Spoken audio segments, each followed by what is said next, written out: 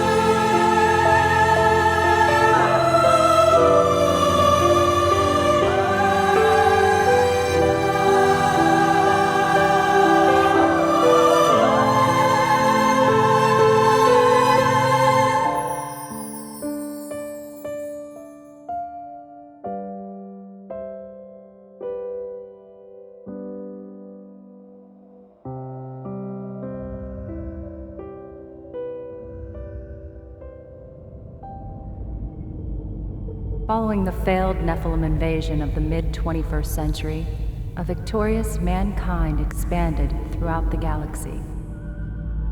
By the late 25th century, mankind had split into two distinct species, the Homo sapiens and the genetically superior Homo technis, known also as the constructs.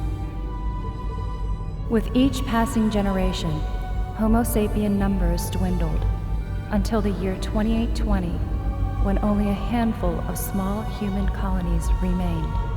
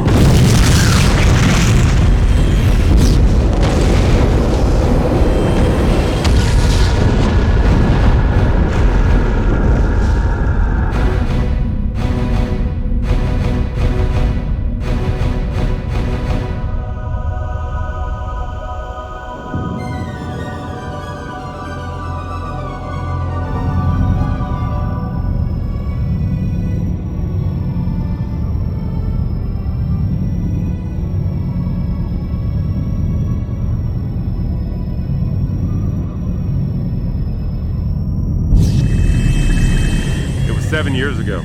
When the Construct League were taking over, I went to their old museum where they were having an auction. Really, no one was buying anything. That's when I saw the blue whale. Now, she was a sight. I'm surprised they would auction their most sacred relic. Nobody cared about that old starship at the back of the museum. Besides, everybody wants to make a buck. I got me some anti-grav lifters, sailed her right through the roof. So how old is she? I don't know, I guess her hull can hold up to 10,000 years, but inside she's as sweet as a virgin on her honeymoon. 387 gave me the tour. Smelt pretty bad. Now, we're doing a complete refit. Engines first, then the interior. Thinking about a leopard skin motif. Never seen that on a starship, have you? Not with Arcturian military torpedoes. That's right. Also taken from the Pleiadian military surplus of 2822 along with 3 kilos She will be the fastest starship in the sector. No more Vega runs. Now, we're the big time. Captain, Don't do that. transmission from Construct 3. I am fishing. Why are you fishing? That's the single most ridiculous question I've been asked all day. You were supposed to be on Construct 3 this morning. What's the big rush? It's just stasis pods. You need the arbiters inside those stasis pods. Yeah, to well, you'll get negotiate them an when you important get them, okay? So, 3 days. But you pay more money, we burn more fuel, you get them faster. Hey, Raj, you ever let the Reverend get unholy with you? You're referring to sex. You should try it sometime. Be good for you. Make you loosen up, you know? When do we get the pods? 2 days! Fucking constructs. Hey, Durassi, I'm finished the refit. Well, it's about fucking time, fuckity fuck. Let's get out of here. I'm not catching any fish here. I haven't caught a damn thing all day.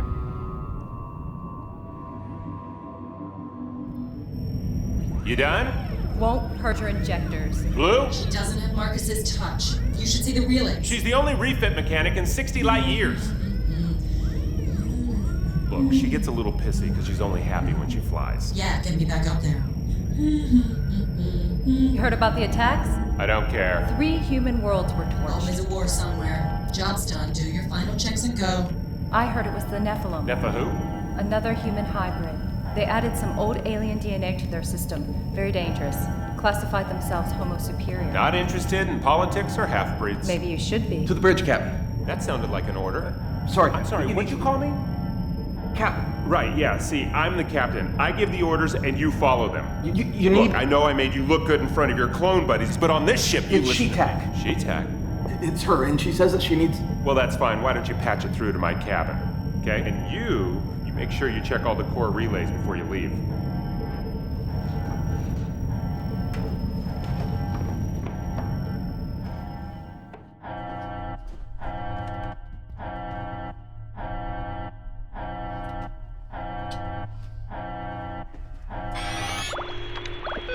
Durassi, She-Tech, you missed me? this is not the time. I heard about the fleet crisis. Sorry to hear about Freddy. Tailing me. Wait, where are you? Pleiades 5. A sperm bank?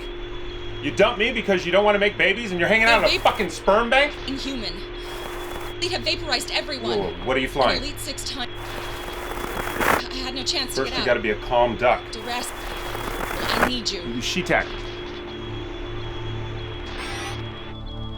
She-Tech?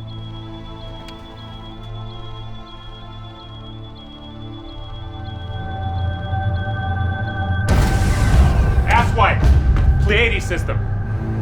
But we have to go to Construct... She needs us. Blue, you ready to go? Engines coming up.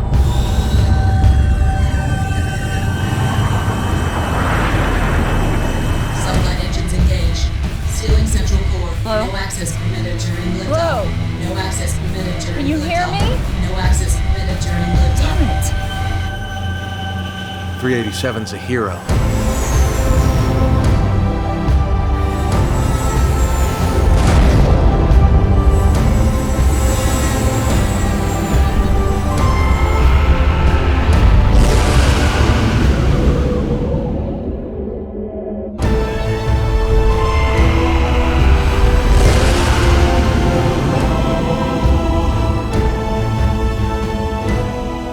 Years in 20 minutes, your best time yet, Blue.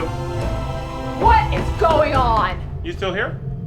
I was checking the core relays when your engine started up. Well, why didn't you tell anybody? Because it's the central core. I could have been fried in there. I doubt that. Scan for Shetek's homing beacon. Where's my ship? I guess it's still docked at the rear. Blue? Yep, it's still there. We have her. Dead ahead.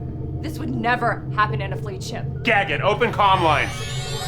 You took your time. Never late than better. I'm towing a life pod to the NMR. Need your help. Where's the barge fleet? They're all gone. Gone where? All of them. Something big coming round. They're back. Shetek, drop everything you're hauling and get out of there. No chance. Incoming vessel. General, engage anti-grav dampeners. It'll be rough. Roger that. Look out!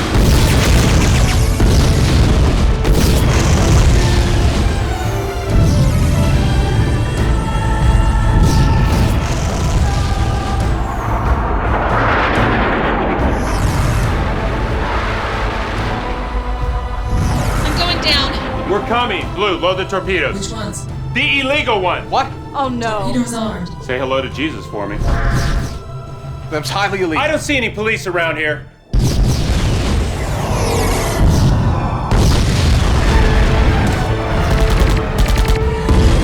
Losing lateral thrusters.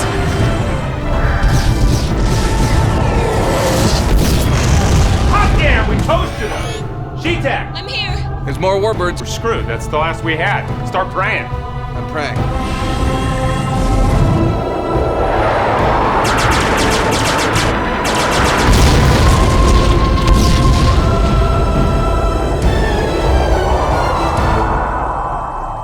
Status. Lower atmosphere with one warbird in pursuit. We're going down there. No way. Yes, way. Not landing on that fireball. What about your Rapier 7? It's a two-seater. Then we land. Not in my lifetime. Override. Degrassi, you promised you'd never do. Sorry, babe. We're going down there. Degrassi, put me back online.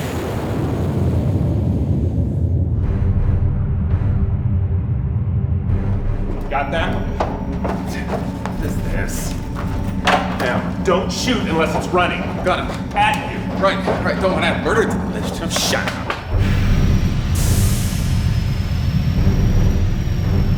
There's no sign of those Nephilim things. God, it smells awful. Yeah, it smells like your cabin. This was the ocean. Do you think so, Professor? If I was captain, I'd want to get as far away from here as I could. Well, you're not captain, so don't go trying to think. I don't like it. You know what? I'm sorry, Captain. I'll shut up and do as I'm told and settle for second mate, because I don't know what it takes to be anything else. Found it. I'm good. I hope you said your prayers.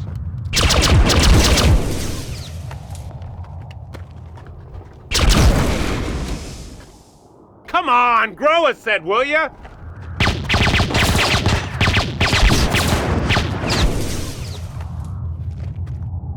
I saw what you did there. What? You pointed the gun at me. I pointed here. Yeah, you pointed it at me. Clones. Let's just stay as human. Them's ugly. Yeah, so are you.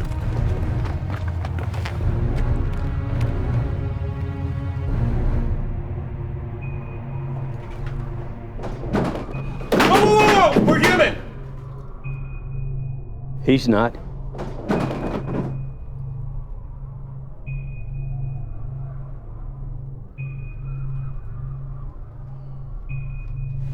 Sorgon 387. Liberated Cro-Magnon clone.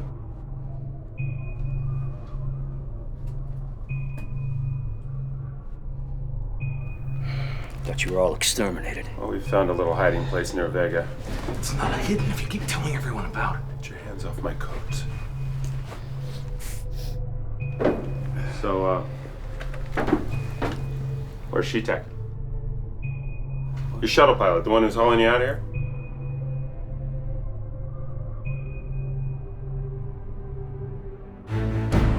Forward guns overheated. Wait 30 seconds. Engage jump drive. Wait 30 seconds. Override engage drive.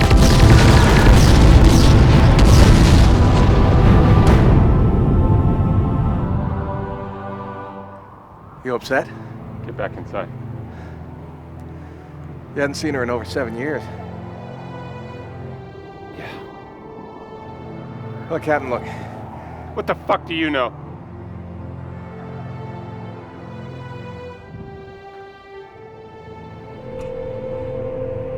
Siun Tukan. Siun. Cha? Siun Malatuik. Siun Chi Ama. Samaktium. Uga Samashium.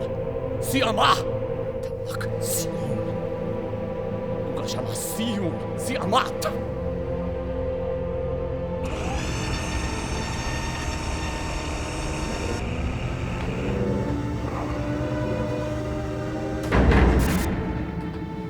What happened to you?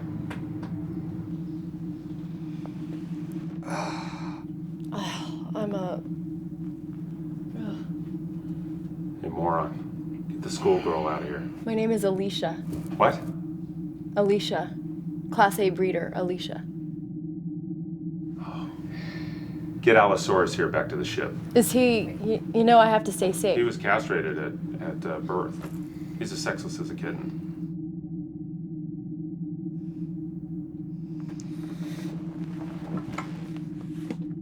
Mr. Twinkle.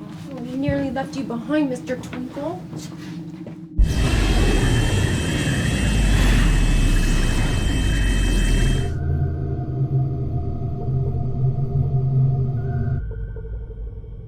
You know, Sorgon, he's a half-wit, but she seems more capable. Glad you're here, General Freitag. Durasi Borde. I'd salute, but, you know. The Durasi Borde from the Pleiadian offensive. Look, that was a lifetime ago for me. So... Heard you lived a life of petty crime after your court-martial. Look, I didn't come... That offensive was nothing more than a massacre. Well, we all make mistakes, old man. Smart. You live in Vega, huh? 7 years. No humans there. Hear anything from the other colonies? There are no other colonies. Well, yes, They're all gone. All of them. They used biobot infiltrators. Put them in place years ago. And they gave the signal. We couldn't even get a fleet up. Everything is gone. It's a matter of days. Look, there's got to be someone somewhere. I'm here. We searched for months. Pleiades is it. Not even a distress beacon.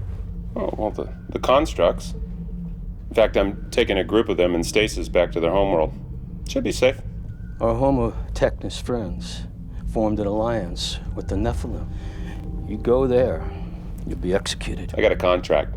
Sorry, I'm under league protection. Listen up, ostrich boy. The original Nephilim go back millions of years. Like the constructs, and want us all dead.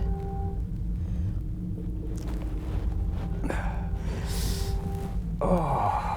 So you're not so tough, General. You and me are probably the last two men in the galaxy. And there ain't much left of you.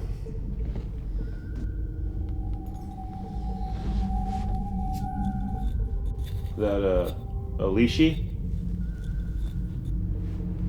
She your daughter? She's the last we have. I'm disgusted. A man of your breeding. Get your claws on her. But you and her may be... You're hallucinating. You have no choice but to give her a child. Yeah, look, here. First we fight, and then... There's nothing left. The military went first. You regroup and hide. I'll let you into a military secret. Planet Mars. All the illegal weapons from the Liberation War era. Listen, I got 2 rules in my life. I don't bang stupid girls with oversexed ovaries, and I don't go into forbidden radiation zones. You know it's good for you. Yeah, I do. So listen. Human race is run. There's nothing left. It's gone. Wiped out. You are all there is.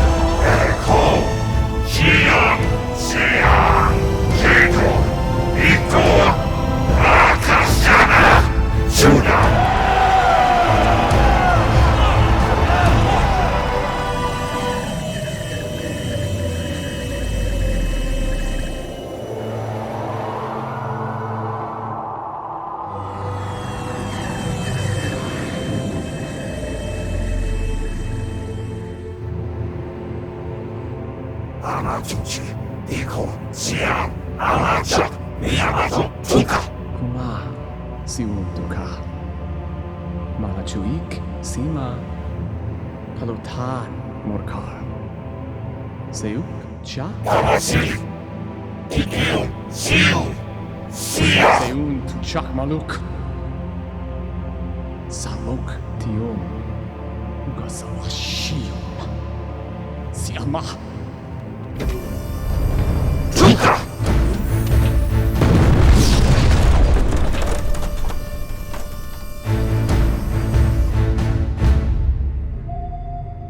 Everyone's dead? That's what the general said. But there's colonies and stations all over the galaxy. Well, they found a way to infiltrate everywhere. The question is, where are we still alive? While you were hiding in the most remote planet in known space. Well, there's no hiding anymore.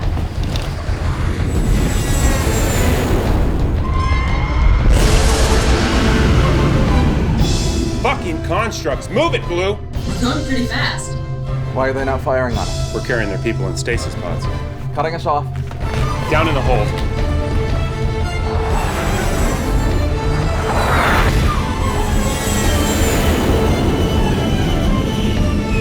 Hey, ready?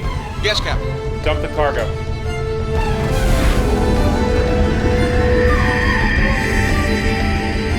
Full reversion to the NMR. No way. Do it!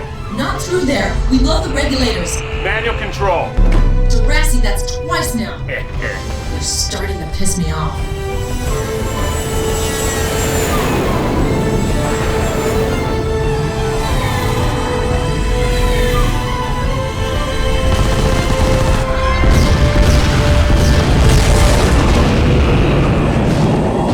Regulators 3 and 5 are blown. Blue, stabilize. With what?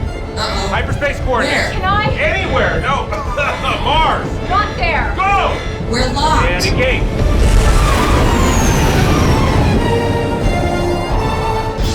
That was tight. That was tight? That was tight? Jesus Christ, rescue. They blew the NMR. No shit, Captain Obvious. Go fix the regulators. I am not a part of your crew. You are now. Blue, how you doing? After all that, I'm not going to get as far. Mutiny? The injectors are clogged, the regulators are blown, and we're venting from the starboard engine. It's good you have your mechanic on board. Marcus was the mechanic. I need new You're nothing, but Can it? Blue, but we're lucky to have her. Apologize. I need new injectors. We make a stop at Finian's station, I can get you what you need. Is that okay? It's on the way. Next time we crew up with men.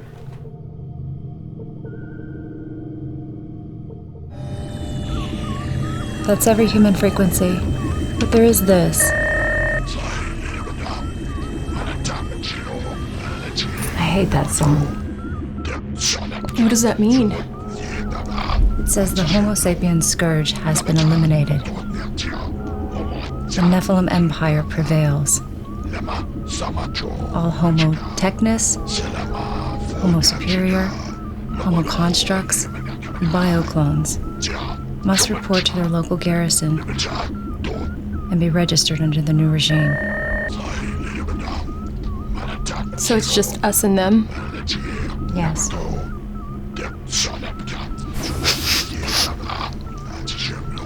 And Darasi? Yes.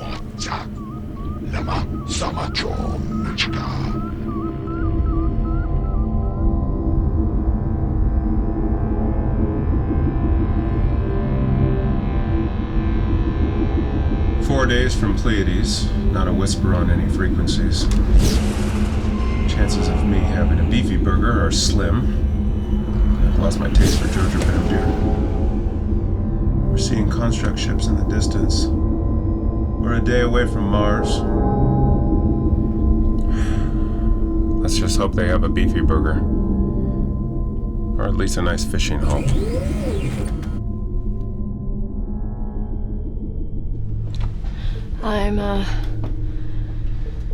Why does a ship have to be so cold? All ships are cold. You ever been in space before? Never left Pleiades 5. It's always warm on the beach there.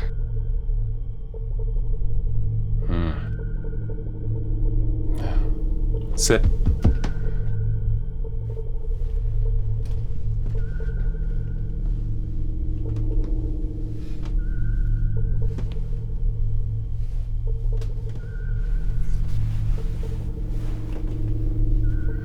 How well do you know She-Tech? She was in charge of our program. Did she ever talk about me? I'm sure she did. No, never. But she did speak about Freddie a lot. Why, you and she were... Yeah. Whole 18 months. Oh. Well, you don't really seem her type. Yeah, I guess not. So what made you want to become a breeder? You like sex a lot? Never tried it. Well, the Corps was giving away incentives to get the human population restarted. Oh, I've been away a while. Oh, well, some disease was doing something to women's ovaries, and, well, mine still worked, so I was encouraged to enroll in the program.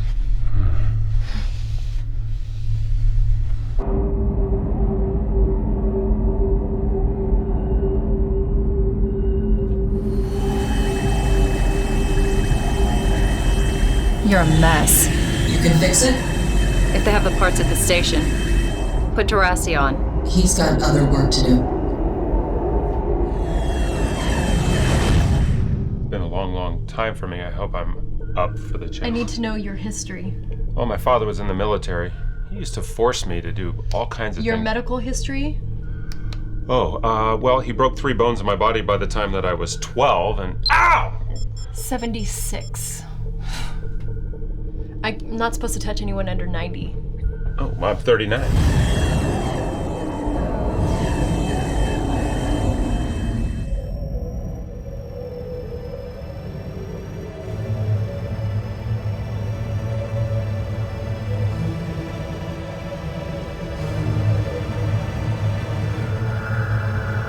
Very nasty.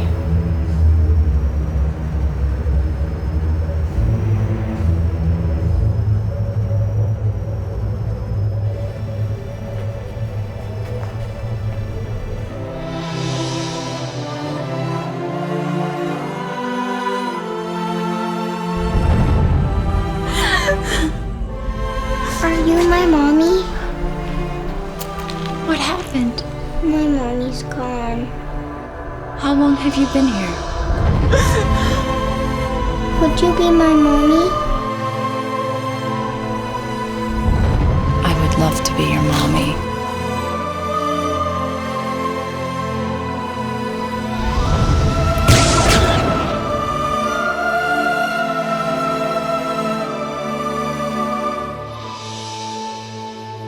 It's just a robot!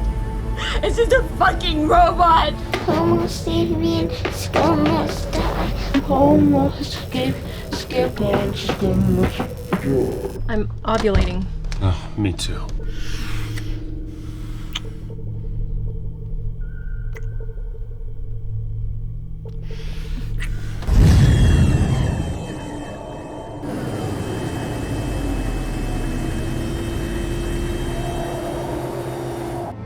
Open the docking bay doors, Blue. Sorry, Contessa. I can't do that. Open the fucking doors, Blue, or I blast you a new asshole! Doors open. It's my first time. I'm a virgin.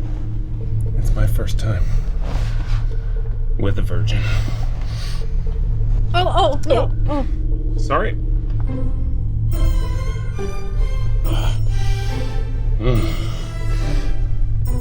Oh, that's nice. Oh, God. Yeah.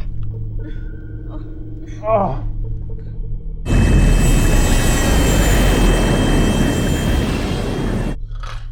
Sorry, dozed off there for a bit.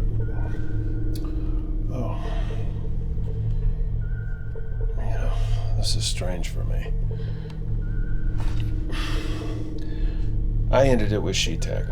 Or she ended it with me, because she didn't want to start a family. I don't remember. The point is that you want this. And I don't know if I'm ready to start a family. I mean, I want to, but not so fast. I want to get to know who you are. DeRossi. Oh, hey. She slipped out about 10 minutes ago. I know. Did you find anything at the station? What's wrong with me? You find me attractive, don't you? You've been married to Marcus ever since I met you two. Marcus was older than me, and We both miss him.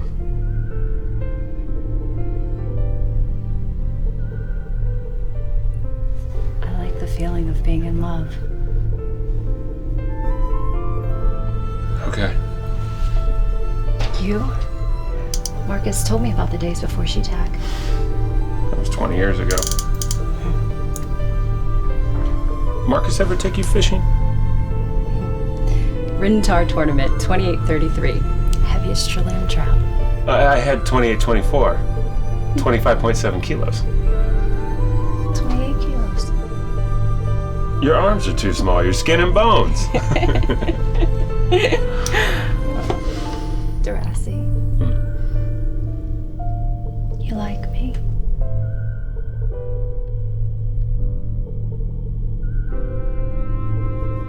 You're one of the guys.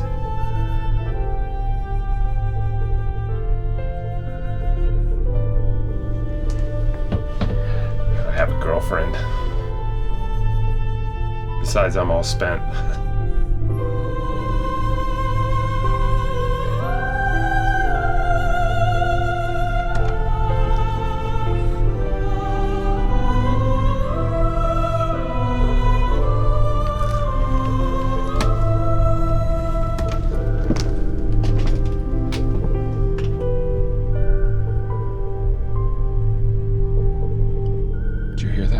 Jesus, DeRossi, she's a mess. Tell her the truth.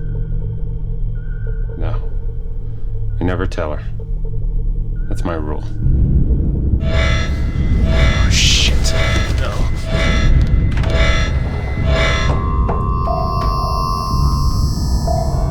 Not good. Not good. Open fire. With what? I brought you a gift. Are you insane? Send me out there and I can blast a hole in their hull. Incoming transmission. There's a reason they don't use these anymore. Because they work? I said incoming transmission. I've been around these babies before, and they're prone to, explode without being primed. What do I respond with? Ask him what the recipe is for trillion trout. I don't give a shit. On screen. Captain, you're ordered to stand down and be We already dumped your stasis pods. Go away. The whole galaxy is after you. We just want to put an end to it. How about I give you your deposit back? Will that make you feel better? Huh, Missy? You have no weapons aboard your ship. Yeah, but we're faster than you are. Krondisar. Why don't you sit on this and spin, you squealing pig? Do what she says, Captain. He's one of you? They left me no choice. You and them. 5 years of service, and this is how you repay me? Shut up! Pig master. Monkey brains. What? Okay, you're together, so what do you want from me? Our stolen ship. We believe the core system contains the DNA codex of an ancient, full-blooded Nephilim overlord. They need this to be immortal, and they share it with You're us. a freaking puppet. Do it! Like my new toy? Screen off! You know what? You're gonna have to learn how to respect your captain. Thank you.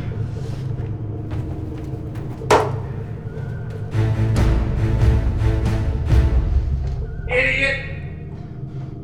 You, a chance at a good life. Action, adventure. Get out! All my brothers and sisters shouldn't have to die. That's exactly why I don't shoot you right where you stand! You monkey slave!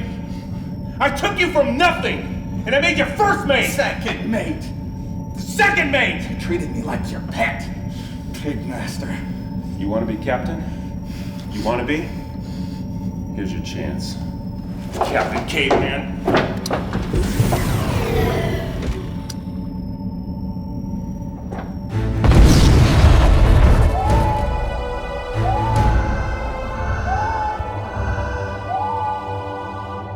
Sorry, Captain.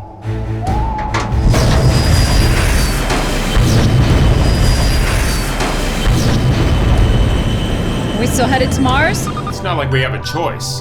Headed to someplace called Mars. What's on Mars? Old human colony. Weapons. Maybe an army. It's unlikely. The whole system is flooded with Hawking radiation. So we stay for a few weeks, do some fishing, collect some weapons, and then we leave and wage war. Planet Earth was destroyed centuries ago.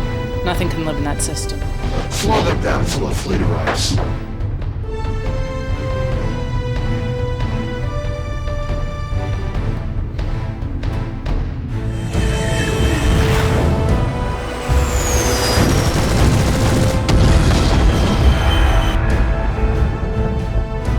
Did you threaten 387 with a tactical nuclear weapon? Oh, hey! Where you been? I was tired. Oh. Don't like this, Captain. We're venting plasma from the starboard engine. Why don't you try igniting the plasma? Okay.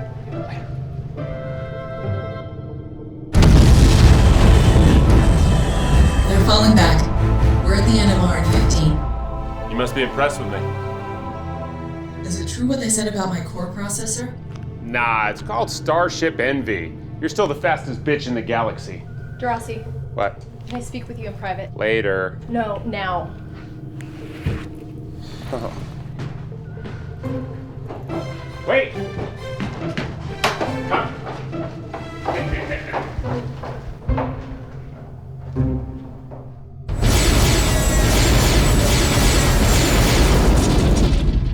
We destroy the ship, we lose everything. Our fleet will be here soon with them satellites. Her starboard engine is weak. Small strikes will eventually crack the casing. She'll be slow and easy to catch. We destroy her, we destroy your planet. Look, if you got a rash or something, it's not me, because I'm clean. Have some Jojo beer. Probably the last in existence.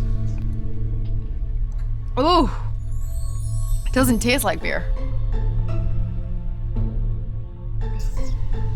Yeah, I made it myself. Wow. Yeah, last night was pretty special.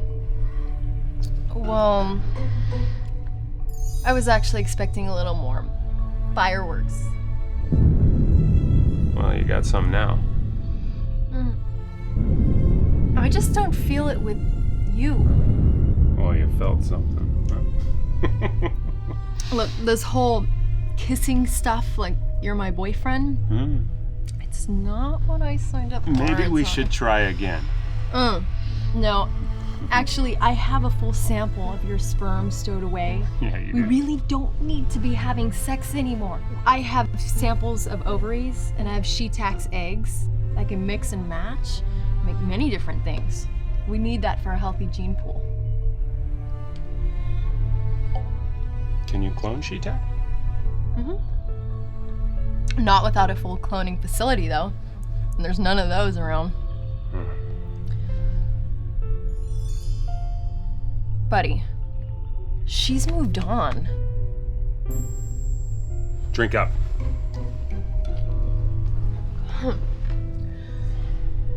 Contessa keeps looking at you. Don't start with that. She's beautiful. You and she really weird. Nope.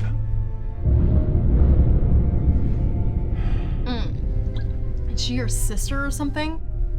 She's married to my mechanic. Was. He's dead now. Oh. Do you have a ghost watching over you? Look, I'll tell you something, but you can't tell anybody. You swear? I swear. She's a robot. What? Yeah, she was a pleasure model, and he reprogrammed her. She thinks she's human. He programmed her to fall in love and be in a committed relationship. Hey, what are they doing out there? Long-distance concussion bombs. Is Blue always listening? We'll be out of range soon. Was she watching when we were... The lights were off, but I heard it all. Everything. Oh, Darcy. Shut the... Slow down. Too fast. No, Jurassic. it's uncanny, really. You remind me of someone. She's not a normal AI. Weird. You used a famous person's profile, didn't you? Where'd you find her? An old construct museum. You stole her, didn't you? I liked her personality, but I had to erase her history. You know, girl with baggage, you know. You did what? Nothing. What happened to my old personality? Well, it was, you know, you were too dominant. How much did you erase? Look, you were just a hull and a bioprocessor computer. Some of your parts were only to last 100,000 years. You're lucky I got you running again. Whose personality did you use? This is good. Stop. Jurassic? I use she tags. Oh, I knew it. Her? I had some downloaded memories from happier times. Give me a break. I thought if I fused you two together, you know. You butchered my personality with her. You evolved so much differently. Wait a second. If she's that old, then is she a Nephilim warship? An original? Probably. Nice. Maybe I should go join my family. What are they doing out there? They're targeting my starboard engine. Oh, shit. Come on, Dorothy. Get sober. Blue, keep up the speed. We're on one engine and they're closing. Well, what can we throw at them? We can throw an engine at them. No way. The starboard engine is gone. We eject it with a small detonator, then blow it when they're near. Brilliant, we'll do that. They'll be attracted to it like an alcoholic to a strip bar. Go do that.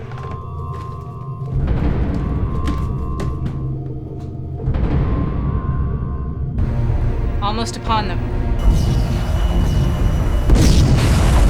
What are they doing? It worked. No.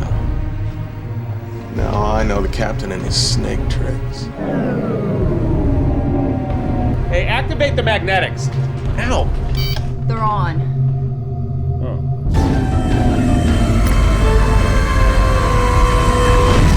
It's coming to us! Shoot it down! Shields up.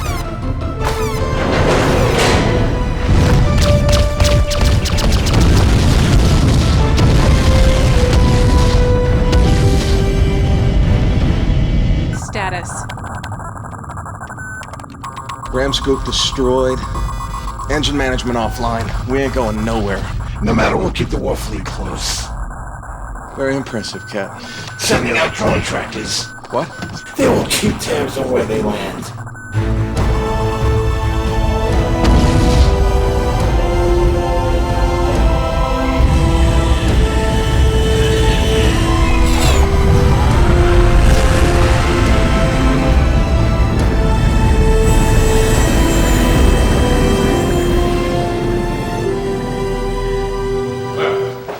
It'll be a landing of sorts. Can't say I'll be walking at the end of it. It's a personal shuttle, isn't it? It'll be a safer landing.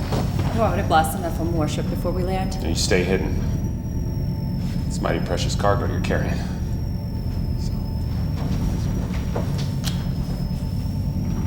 Captain. Let's go.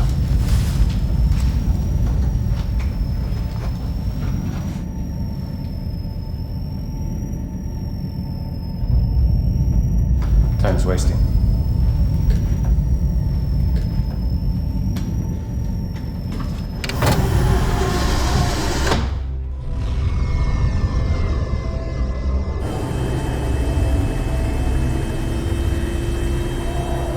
We'll have a much slower landing approach. Are you okay? I'm fine.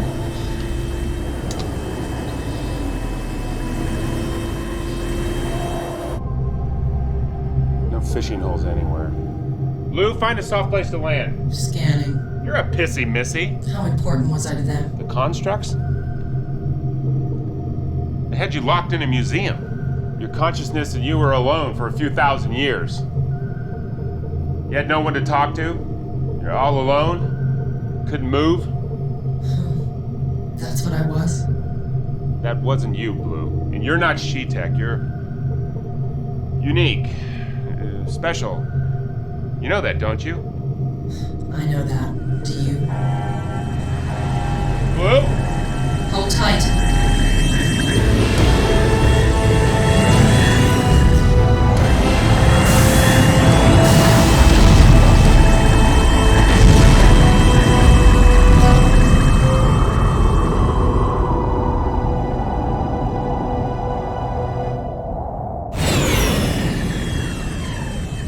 They down?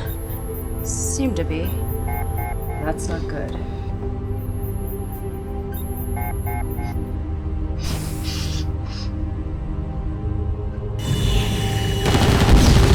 There are a lot of these. Are we landing soon? I can't stay in here. Why did you become a breeder? I couldn't get a job with the Corps, and I wanted to get away from home. How many babies did you sign up for? I could go as high as 10, and I'm contracted for 5. The pay was nearly the same for 5 as it was for 10. Maybe one day I'll enjoy it, but right now... Well, you are on your way to becoming pregnant. Never even been with a man. And? He's just not... I don't know what to expect, you know? I have samples of some of our greatest men, and DeRossi, he's... Common? Well, not anymore. You like him, don't you? Damn. No. My husband. He recently passed on, and I've been taken over. Oh, can we sit down somewhere? Listen to my story. Your story? That's funny. What do you want from life? I want to settle down with a man who loves me and have a family and... What? Fuck! You shouldn't think that. I can think and feel whatever I want. You have to... Alicia, what are you talking about? You're a fucking robot. What? You're a pleasure model. And your old husband reprogrammed you to think you're human.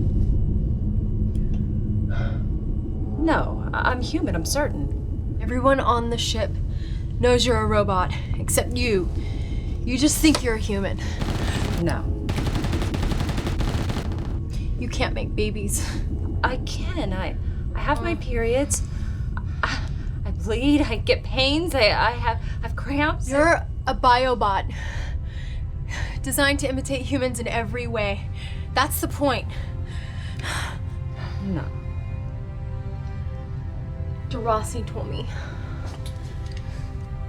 That's why he didn't want anything.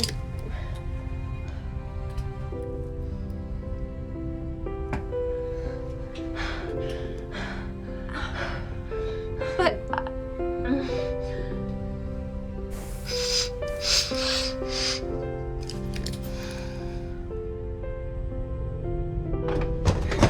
How far from the military dump? 20 miles to the east. How's the air? Terraformed a few hundred years back, but you'll find the air very thin. Hey, this was a nice little gift. Be careful with that. Yes, Mom. DeRossi, What? come back soon.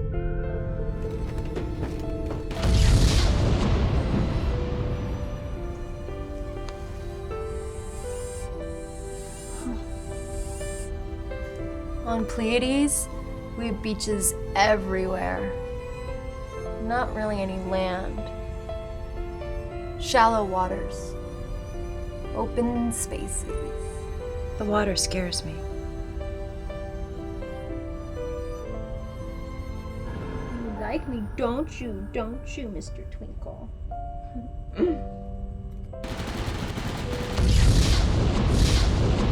That's the last there is. Mr. Twinkle carries sperm of 5 of our greatest minds.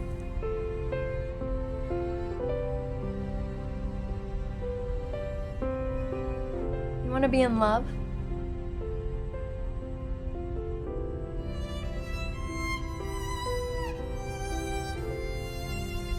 Maybe I'm programmed that way. My emotions are nothing.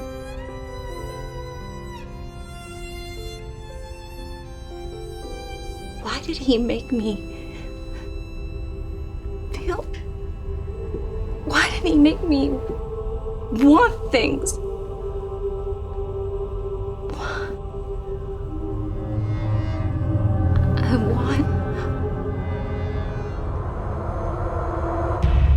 I want to have it.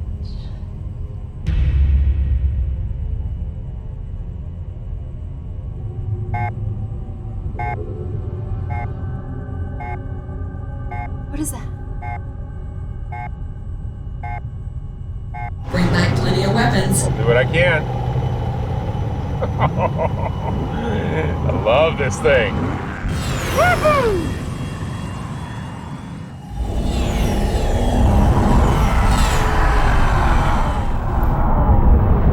They're here. Can they see us? Of course. They're not stopping. Why'd they do this? Fucking Nephilim!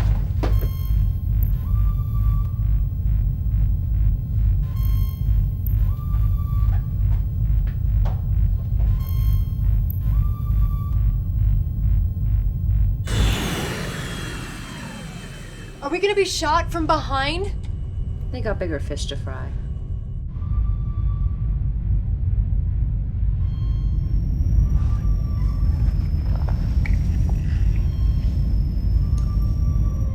Hello, child. I ain't your child.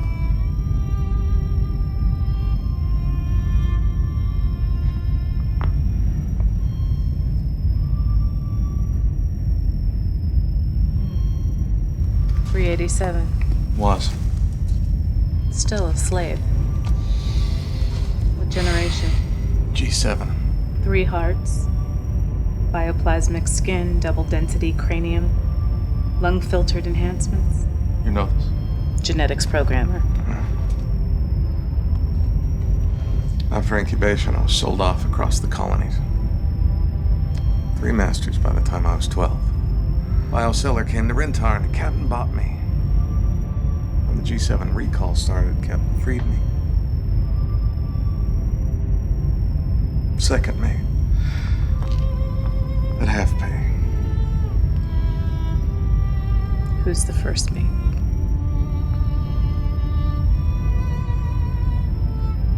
We've known of your illegal colony for some time. If you hadn't housed the stolen ship, Vega would have been torched. I've done things I regret. The captain deserved a lot of this.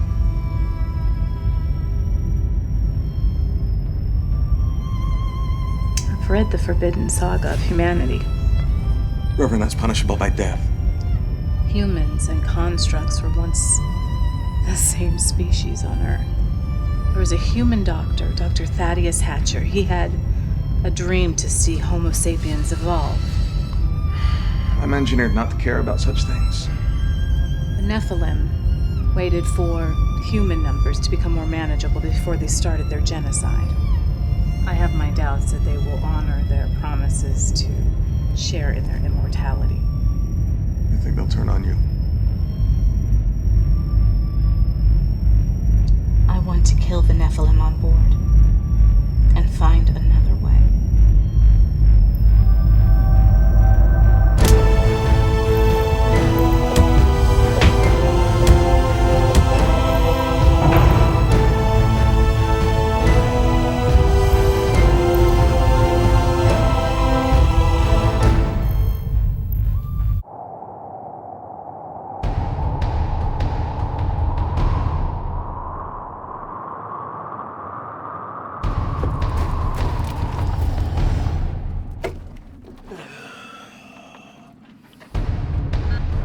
Dead ahead. Easier than I thought.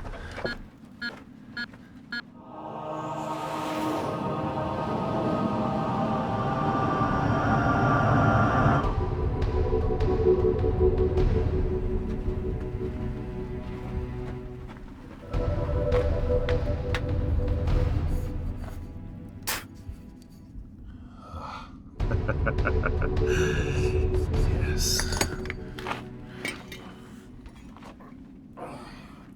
we do? Restart the engines. How?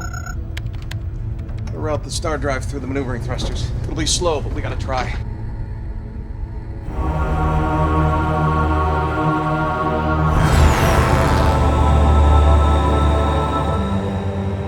Hey, Blue, I got a surprise for you. Drosy. Hands off, lady. I'm a fucking robot. What? I'm sorry, it just... You knew all along and you said nothing to me? Okay, you're just a robot. Let go of him. At least I have a body. And if I kill you with the strength of a robot, it wouldn't be murder. Because I don't have a fucking soul. You seemed happy, and I needed you to fix the ship, so... Fuck you. I even fantasized about you. Really? About having a child with you and everything. What happened was that... Why'd you not tell me? Why? Marcus begged me not to tell you. Fuck! I wanted to be with you. Everybody wanted to be with you. Marcus gave you ovaries. If I slept with you, you could have got pregnant, and then you wouldn't... And then what? You would have made the robot happy? Oh, heaven forbid we make the robot happy. You got the little breeder here pregnant. Well, that was before there were so many, men around, and it had been a long time for me, so... There is a Nephilim warship about to land. That's fine, we got plenty of weapons here, so... You're gonna need a lot more than that. Fix the whale for me, so... Please. Is that an order? Yes. And if we don't get airborne, we'll all die, right? Yeah, that's the plan. Oh, well, what do I care? Because I'm just a machine without feelings. Trust me, you have feelings. They're here.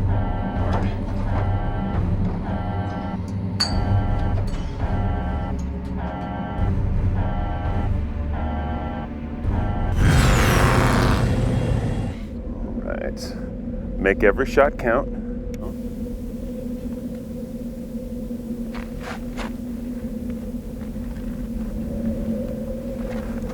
right. Thanks. Okay. I know you've never seen a Nephilim warrior before. What is that? This is very fucking dangerous.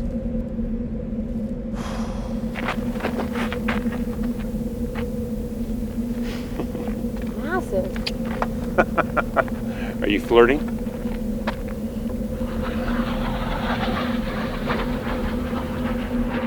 If you refitted me with the new engine casings, we wouldn't have this problem. Did you know I was a robot?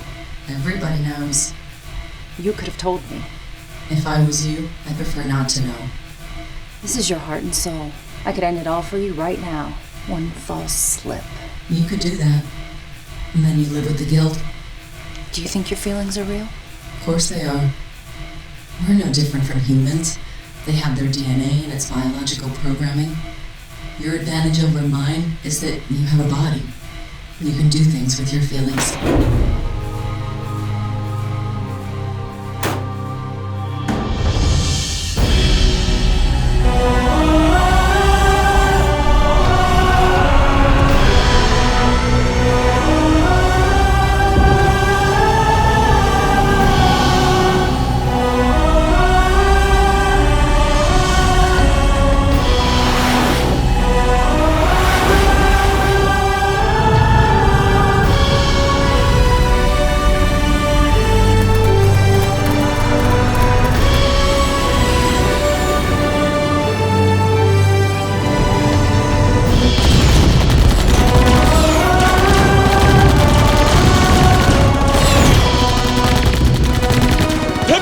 Don't just shoot randomly! I hit 3 already! You can't possibly miss! Shoot the mini nuke!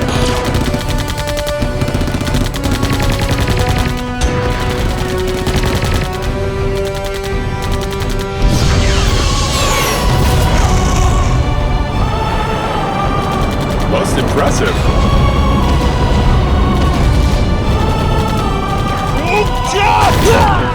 Oh, I'm gonna kill every last one of these motherfuckers! Die and die! Enough.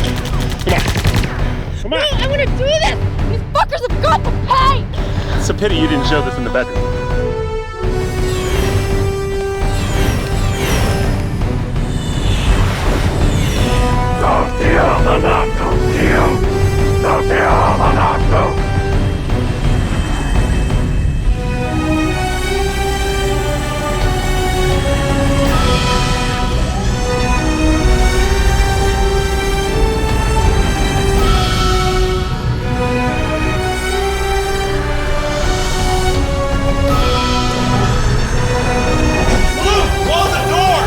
No power, Jurassic.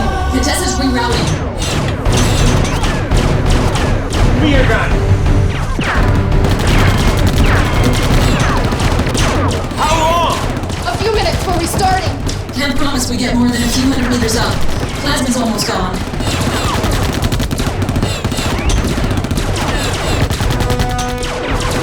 You got enough to get off a couple of missiles? I've armed them for you. Get back! Both of you, take the Rapier 7, take it 20 miles east of here to the caves. That way you'll be safe. There's gonna be a lot of explosions coming off.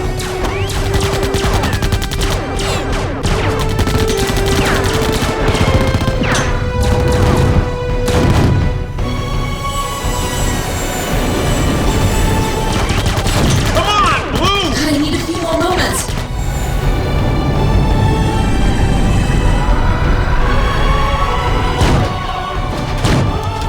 Rerouting plasma conduit. Empty.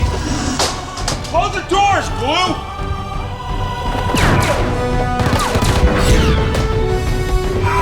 Jurassic.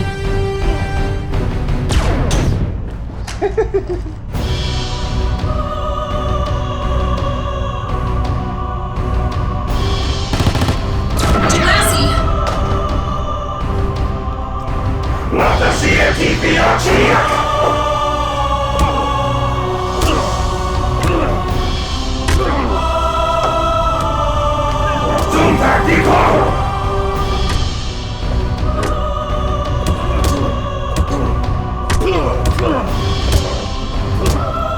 Blue, lift off! Not enough power.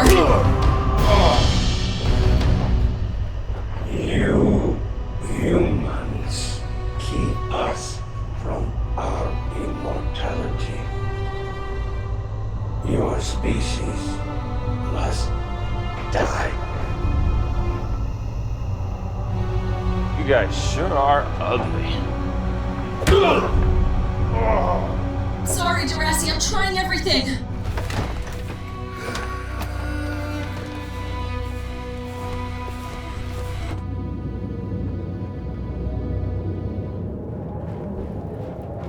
I'm gonna stay here and stay safe. I'm safe. I'm no fucking robot.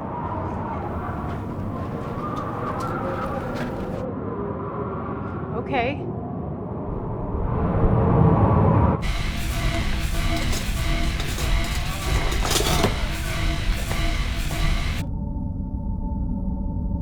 They're in my central core. What can I do? Stop them!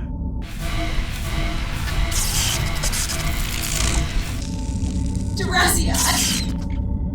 Blue? Blue, you talk to me.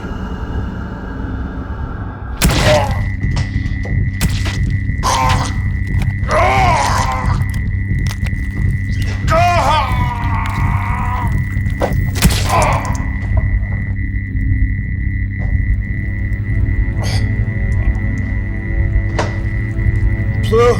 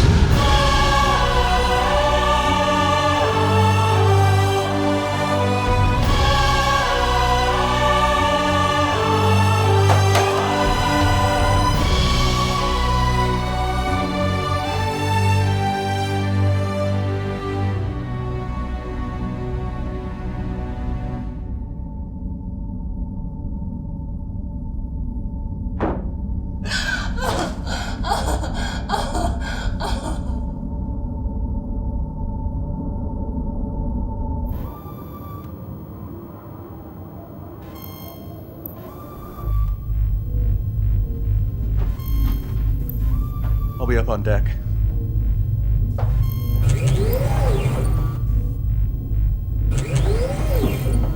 Get off the ship! You want to die now? You are a conniving race of cowards. Billions of constructs are still alive because of my conniving. But there are better ways to win a war.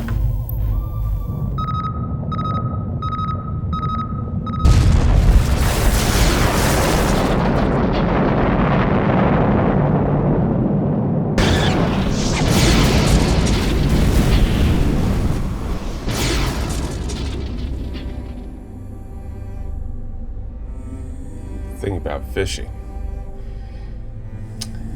it's not just about patience. It's a strategy against the fish. First you have to lure them onto the hook. And then once you get him, you have to keep him. Wear him out before you bring him in. Remember that. We will.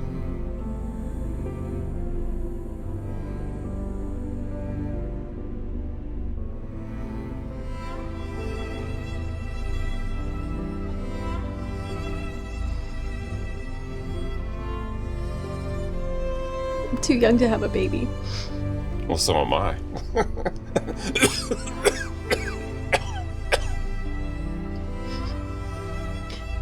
Your ship's in good hands. Yeah, right.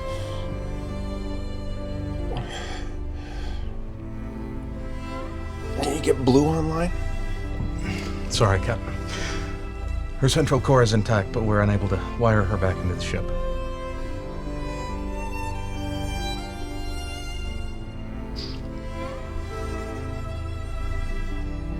Contessa says Where's that little flower? We found a large stash of old missiles. she's out dealing with the remains of the Nephilim. She's got quite a temper on her.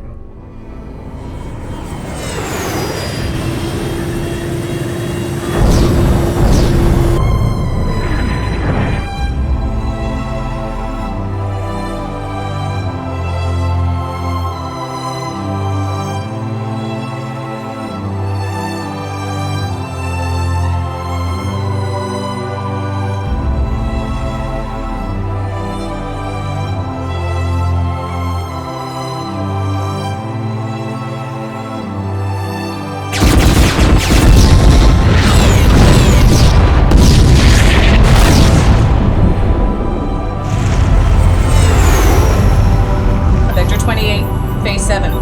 Got him locked. Fire.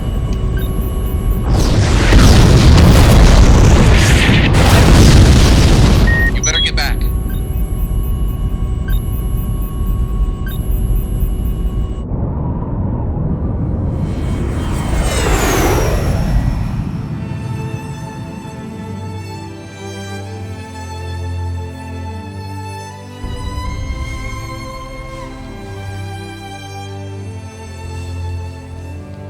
I wish I had,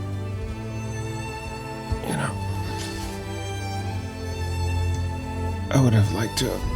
Oh, God, it hurts. I wish that. Dorasi.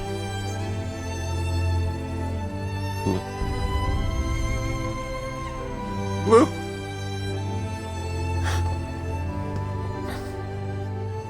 She's trapped in the crystal. Her consciousness is still alive. Find a way to...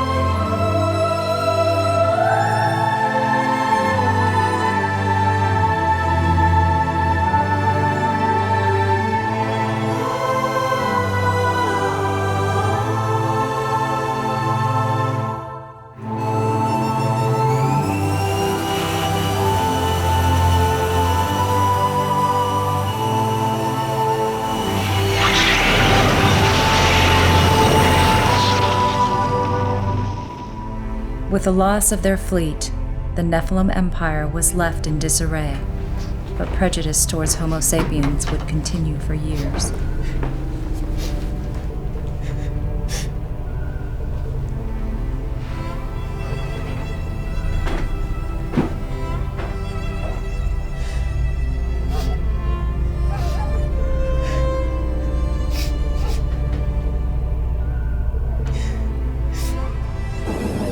Orlok, the construct geneticist, used Alicia's ovary collection to grow a clone of Sheetak. We felt it would be a fitting body for Blue's consciousness.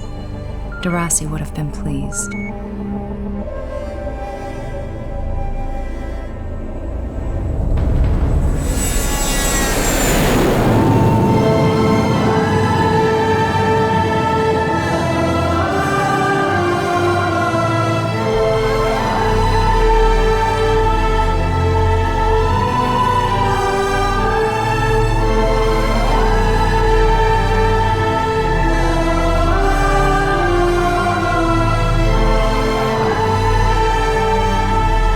We traversed 2 galaxies before we came upon a new home, a birthplace for a new humanity.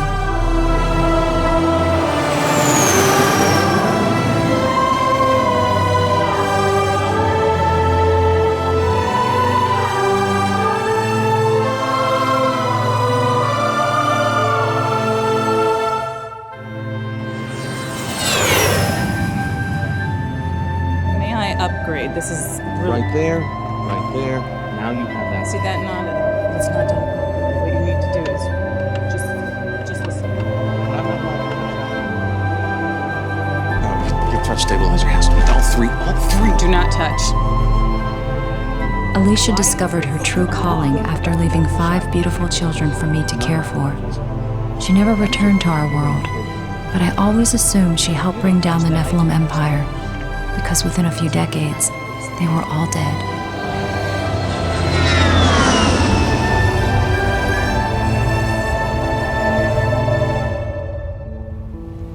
Alicia's sperm sample gave me a beautiful son.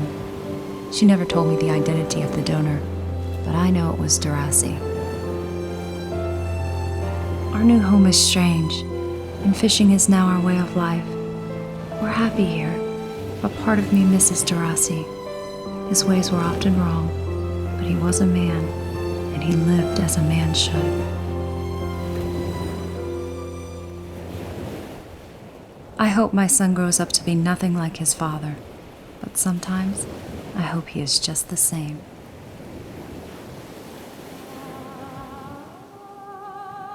I am become life, the creator of worlds. I am a machine, and I have a soul.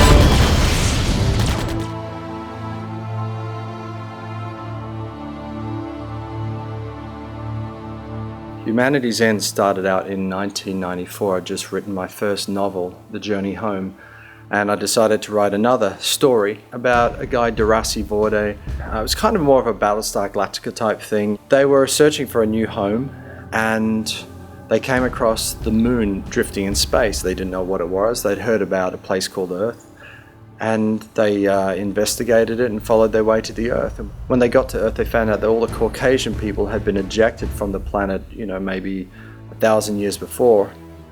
There was a big race war, and the Asian and the black people had kicked off the Caucasians from the Earth because the Caucasian people had created a disease that would, was specific to race.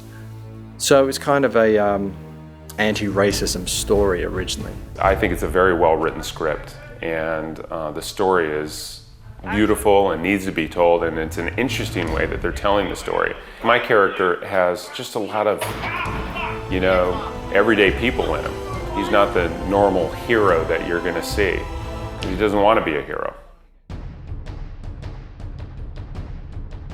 Bipolar Armageddon was a much smaller, tiny film. We shot that in upstate New York. And also Nephilim, which I guess was the original start of the whole story about the Nephilim.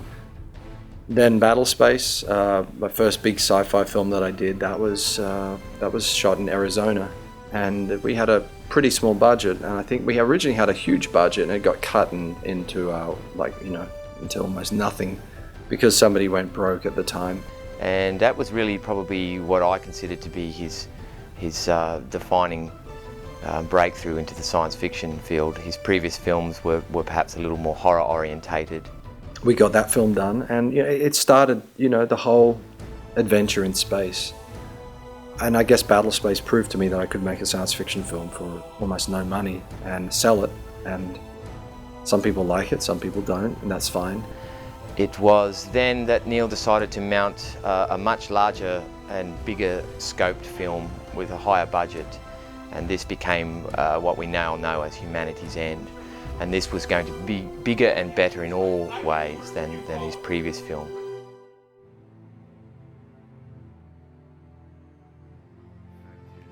Originally, my idea was to rent a house in Palmdale in the desert outside of Los Angeles and build the set inside the house. So the entire house would basically be a spaceship, because when I was a kid, I always dreamed of building a spaceship in my own back garden. But I rented a brand new house, and unfortunately all the electrics hadn't been done, and the place was a bit of a fire hazard, and there was like dust clouds coming through because we were right in the desert. It wasn't really appropriate. So I moved out of there, moved back to Burbank, which is the real Hollywood in Los Angeles. And I rented a small apartment there, and the plan was then to basically find a warehouse or somewhere to shoot the film. We came across Laurel Canyon Stages, and they had pretty much a full spaceship set built already. So we modified that.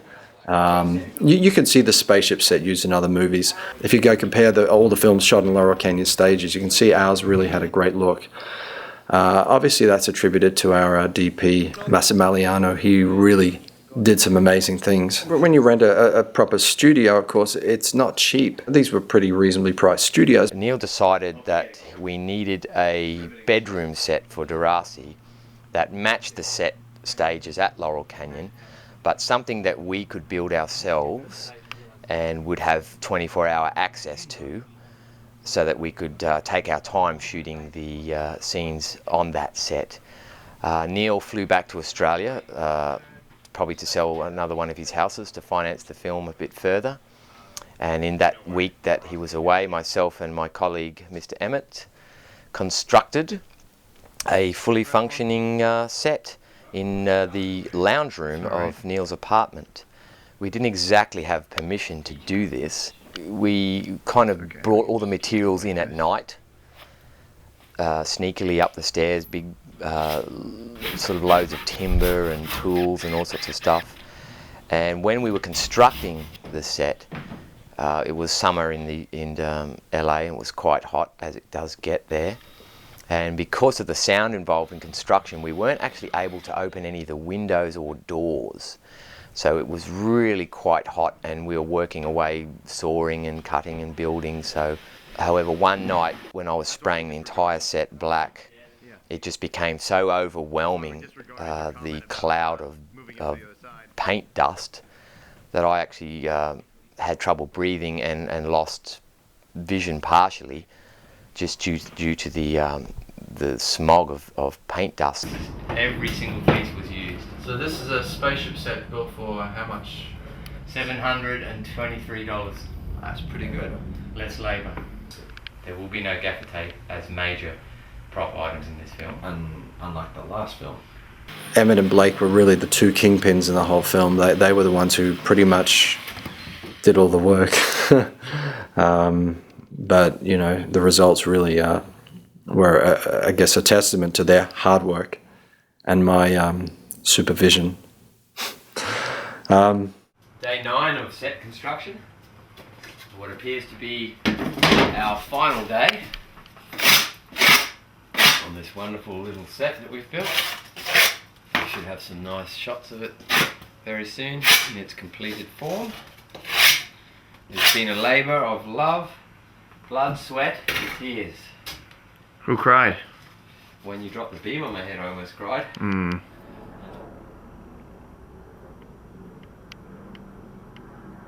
I guess without them, the film just would never have been even close to being as good. These guys saved my ass a couple of times over the years, and again on this film. The two of these guys together are like an army of 100. I was pretty proud of them and pretty thankful. And you walk in, and it's unbelievable how it transformed into these four walls into a real live space cabin. I mean, it was really remarkable that when you walked in, you really looked at it, and it was just, how did these guys do this? It was really phenomenal. It just felt real. It was perfect. The construction of the weapons went along quite well up until the point when I had to actually paint them all black, and due to the previous experience of painting inside the apartment, I felt it would be healthier to take them outside and paint them. But being in a residential apartment complex, this wasn't really possible without drawing undue attention. So I managed to climb up onto the roof of the complex, and that enabled me to paint the items without being seen. However, the second day of painting the guns up on the roof of the complex brought some unwanted attention in the fact that we had several, at one point, helicopters flying over, then circling back, and then they seemed to be hovering a few hundred meters above. And it was at this point I looked down on the roof and realized that I had laid out around a dozen large rifles and a half a dozen small armaments and various grenades, bombs. From a helicopter looking down, this possibly could look like some sort of militia or terrorist activity. So the helicopters tore off at great speed. It was at this point I gathered up all the weapons and basically took them down and hid them under a dumpster underneath the apartment centre, and basically went into hiding in the apartment. And it wasn't long after this that a SWAT team arrived and did a patrol around the area and were knocking on doors and stuff. This brought me back to the incident that occurred in America on the first experience with working with this type of props and hardware in the hotel where we were staying.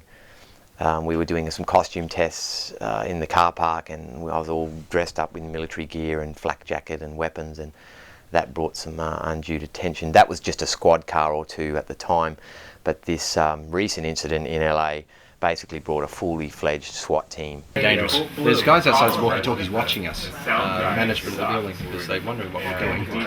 And they've gotten word of the fact that we're doing a film here. And they will close us down soon, but we kept the door locked. The real challenge was in the Nephilim outfits, which were basically, the order was that I had to put together 4 Nephilim warriors from basically bits and pieces, leftover items from the previous films. We had all the costumes shipped over from Australia to the States, and I began work on converting all the outfits into something that looked a little more special for the film. Blake is obviously wonderful. Seems to anything that needs to be built or put together, he's totally got under control. I have so little talent for things like that I have an enormous amount of respect for what Blake does. Blake has a vision. He starts with a vision. He knows what he wants. He's surrounded with tubs full of clothing and pieces of uniforms and odds and ends and bits and gadgets, and he just takes one look at you and he says, yeah, let's put this on you, we'll put this on you, we'll put this on you, there. And you think, oh, come on, and then you go take a look, and it's amazing what he puts together, and what he, I mean, this stuff here, we actually dragged a couple of people down out on the street and just pulled clothing off them and put it on me. It was great. Mr. Blakey, oh, he has a piece of my heart. So loved Blakey. He was there every moment for me, and He wore, I don't know, 1,000 arms. He wore 1,000 hats. He did everything from dress me to make sure my costumes were on the right way and buttoned, to my props and decorating sets. With science fiction, I've always loved, that sort of space opera fantasy stuff, but I like real character interaction. I'm not into these sort of movies that are just cops in space. I'm into something that's much more epic and grand.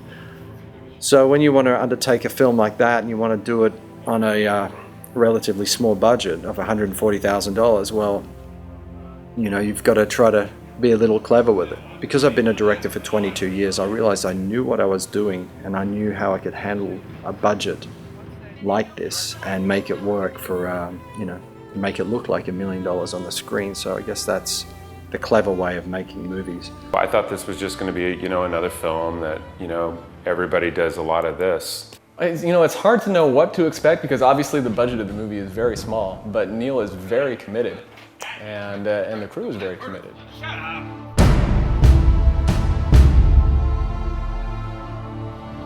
Going on location in the desert was really dusky and hot, but it was such a great experience. It felt like we were on another planet. There were two scenes that were difficult for me. The scene out in the desert was the first scene that we shot when I was fishing. That was the most difficult scene.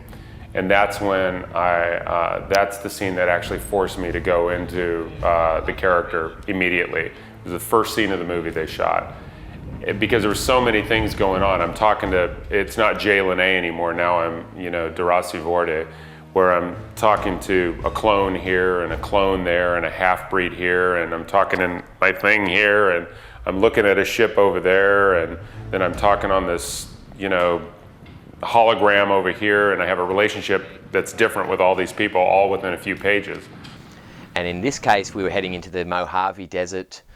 There were times we were heading up into Death Valley, Red Rock Canyon, some quite exotic locations. There was some very hot days out in the desert. Logistically, the film was very difficult to mount. When you're taking a whole group of people out on location, you've got to feed them, you've got to make sure they're comfortable, you've got to have facilities for them. There was a whole support crew we had. James Lacey, and I'd be doing makeup. Just walk past me, guys. The harshness of being out there without the security of having, tents around, because you couldn't put tents up because it was too windy, put us right into character. And, as Darasi, I'm a fisherman, so I'm just out there fishing. Nobody cared about that old spaceship at the back of the museum. Besides, everybody needs to make a buck. Welcome to another day in the desert. We're here in, I don't know where the fuck we are, but it's somewhere interesting, and somewhere in California. And we have permits today. It's the first time ever I've had it's not often to have permits. What's the worst experience you've had so far in this outfit, Todd? I took pieces of rock out of my arm for when I took the first death in the movie. And it was awesome. It was awesome, but I tell you what, a little painful. Air director? Yes, sir. How far are you bringing me up from? Like back here? Yeah. And action. Set here on the little canyon sound stages, the ship, it feels real. It's just gonna look amazing on film. It was big, and you were like, wow, things are really happening. And we got to do some fun shots there, and the lighting got really interesting. And we had a lot of smoke that we had a lot of fun with. Hey, Blue, I got a surprise for you. Ow! Oh, fuck! Hands off, lady. I'm a fucking robot! And Mossy, our DP, was blowing smoke, and we had a lot of jokes made out of that. They even transformed those sets because they were very raw. And these guys came in and just took them apart and just really made it believable. It went by so fast. We were just all enjoying ourselves so much. I guess one of my favorite people of all on the set was Massimiliano, or Massi, as everyone calls him. He was our DP, and wow, let me tell you, this guy was truly a legend. I had to beg him to do the film, below his normal fee. And he was gracious enough to say yes, because he'd never done a science fiction film. I mean, the guy is, he does a lot of big movies and stuff, so you know, he was able to come on board and work with my my special digital system that I kind of put together for the movie. I've been, as a personal endeavour, been researching and collecting other science fiction films that were shot on the same set at Laurel Canyon Stages, the spaceship interior sets that we shot on. And I can say without hesitation that every single film that I've seen, and it's around a dozen films, they were all shot on exactly the same location, do not stand up to the shots that we achieved that day. And now this has to come down obviously out to the lighting, our DP, our Steadicam operator, all the guys on the crew that made those scenes shine. And then you compare this film, you can see how good a DP he really is, because this movie looks so good. He really understood my style of making films, and he just jumped on board. I mean, this guy was perfect in every sense. To this day, I can't believe my luck sometimes. All the good people I had on the film really means a lot to me, to have, you know, have the respect of somebody like him and have him come on board and say, yes, I'll do your film.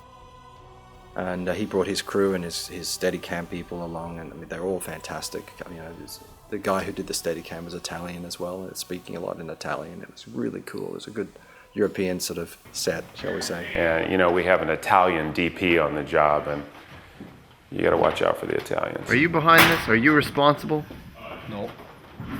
He's the smoke machine master. Is this your fault? Yes. Nope. I don't know anybody. No, he needs to I say, would I just don't walk speak by. the English now. See? I just walked by, and I saw a bunch of crazy people. You're a pedestrian? Yes. I just got lost. I was asking for the right way to go back home. And where are you now? I don't know yet. I didn't figure out. Do you know where the train station is? I think it's, yeah, on the left. Get off my set. Very good, young one. That's what I've been trying to do. But they keep pushing me back. Yes. Correct. Correct. See? I came on set, and it was a real quick scene where I come in and Deraci's having his moment with Alicia, and I'm doing everything, and I just come back from Mars, and I have all this stuff in my hands, and I hear them, and it's just a second. But when I got to film that, it was just me and Neil and the DP. And I come on set, and I think it was a moment before something emotional happened.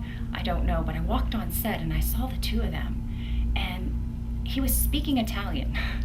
And I started crying. And they were discussing the scene. And then the DP starts going like this. He goes, what did I do? You know, he thought he did something. And I go, no. I said, you sound so beautiful. I said, you're making me cry. And it was just a very fun, you know, it was very an emotional moment. Just because this is in short how it felt to work with this group. I mean, it just brought so much out of me, so much emotion, so much love.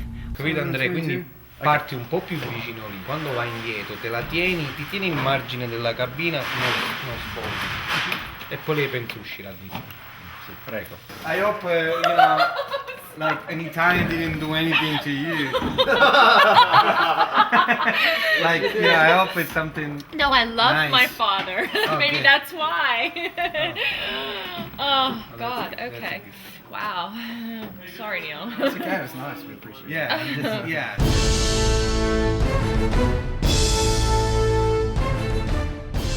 Yeah, he's an ex-military guy. You know, he was kicked out of the military, and now he's kind of just rolling around the universe. The ship that he flies is called the Blue Whale, and he stole it from a museum, although he tells people he didn't. Jay Lene, who played Deraci Vorde. I mean, we had a lot of good choices for Deraci, but he just brought the comedic element into the film. Deraci, I really felt, I felt so strongly about Jay. We saw many different Deracis. In fact, I think we saw the most actors for that role being the leading man. He had the look, he had the attitude, he had the presence. I mean, he was just such a dream to work with. Everybody enjoyed him on set. You know, I highly recommend any producers or directors that take this guy. He's got star value written all over him. I mean, it's a very serious role and it's quite a journey for him, but we felt there needed to be just that little bit of humour in there to keep the humanity of it. And Jay really nailed that, and I was so pleased to be able to give Jay the call and let him know that he'd been cast, because I had backed him the whole way. He really held the production together. You know, he had some, when times were tough, he was able to make the crew laugh. He made everyone feel at ease, and he was just a real consummate professional. And I couldn't imagine the film or the role without anyone else but Jay. He gets pulled into a situation like, you know, like we all do in life, where you didn't know you were going to be here. And now you either step up or you step down. I don't want to overanalyze a simple man. I just don't. I want to make him as simple as the parts of me that are simple. I ate a lot of donuts to prepare, you know, because he's not the normal Han Solo, really in good shape kind of hero. He's not preparing to be the hero. He's just a guy that gets pulled into a normal situation. It's like the heavy guy that's walking home from work one day and he sees a burning building. He doesn't want to go in there. He hasn't been preparing for it, but he goes in there and he maybe saves a few people. And I had gone to the director and I said, you know, you've got the F-bomb running all throughout the script, and it's almost like in 2800, that's the way they talk. They use the F word as if it was a second language. Why don't we show my bare ass? You know what that means? And he was like, okay. I said, I just think it's funny is that he's a guy that just kind of lets it all hang out, that he would walk in to the captain's deck and, you know, be in a sheet and maybe turn around and, you know, you would see his full ass. And he was like, oh, he's the kind of director that just goes with that. We have one more, please. Huh? We have one more preview. Huh? Yeah, I just want to make sure you guys take me serious as captain here. I just had to confirm that rumor. You do have a tight ass. I do have a tight ass. That's a golf clap. You know what that is? That's 40 years of ice cream. The scene when I died at the end, you know, what I had racing through my head at that time was that, you know, I'll never fish again and I'll never see my kids again, and because I love to fish myself. That was a hard scene to get through without just full-blown crying, but DeRossi wouldn't do that. So it was hard for me to keep it in. And that's the texture of that script. Rochelle Balise, who played Contessa. Now, to be honest, I thought there'd be 1,000 choices for Contessa, but there was just one. She came in and she was perfect, and nobody else just had the right vibe for what I wanted. There were some good actors who came in, but Rochelle, I guess, she was it. She was the only choice I had. I mean, it was a no-brainer. How are you? Sorry, I just had to fucking come out. Whatever happens, happens, right? You know? But I feel great. Contessa was a very, very tricky role to cast because we needed someone of a certain, someone with certain acting chops. They needed to be able to play a robot who didn't know they were a robot. They needed to bring some humanity to the role. We saw a lot of actresses from ex-strippers way up to more mature actresses who had long careers. No one felt quite right. There was a few people that we thought they could have possibly pulled off the part. We brought them in to read with Jay. They didn't quite have the chemistry that we were looking for. It was Rochelle who walked in on, I think, the last day of casting. And again, I had a feeling just about her look that she could possibly be right for the part. And I do remember running down the corridor to Neil just before I brought her through and saying, Neil, I think you should really take notice of this next one. I think this could be her. Is this the most emotional you've ever been acting? You know. Hey, where's my papa? Papa! No, but yes. Yeah. It was great for me because I got to have a little taste of everything. I got to have an emotional journey, which was really fun for me to show a tough side. I really enjoyed that. The character I play is a clone, number 387 of a relatively unsuccessful clone series. Will, who played Sorgon, he wasn't even scheduled to come in for the casting. He just turned up, and a friend of a friend. No way, Captain. Not at this speed. No, we're not entering at this speed. You have to time it perfect. You trust me on this? I'm willing. He was able to bring another dimension to the role that I guess we didn't expect to have. It was always my goal to do a science fiction film, and if it meant I had to shave my head to do it, by God, I was willing. I think people really identified with his character for some reason. I was very surprised at that. Kind of a natural yarmulke I could grow. He played it so well that people really empathized with the character, and I mean that's a testament to a great actor. He's also a famous disc jockey radio personality in San Diego. But Tanner's not playing the last man. No. He's playing a sort of a hybrid clone, so he's actually not playing a man in this. No. Which is rather fitting, I thought.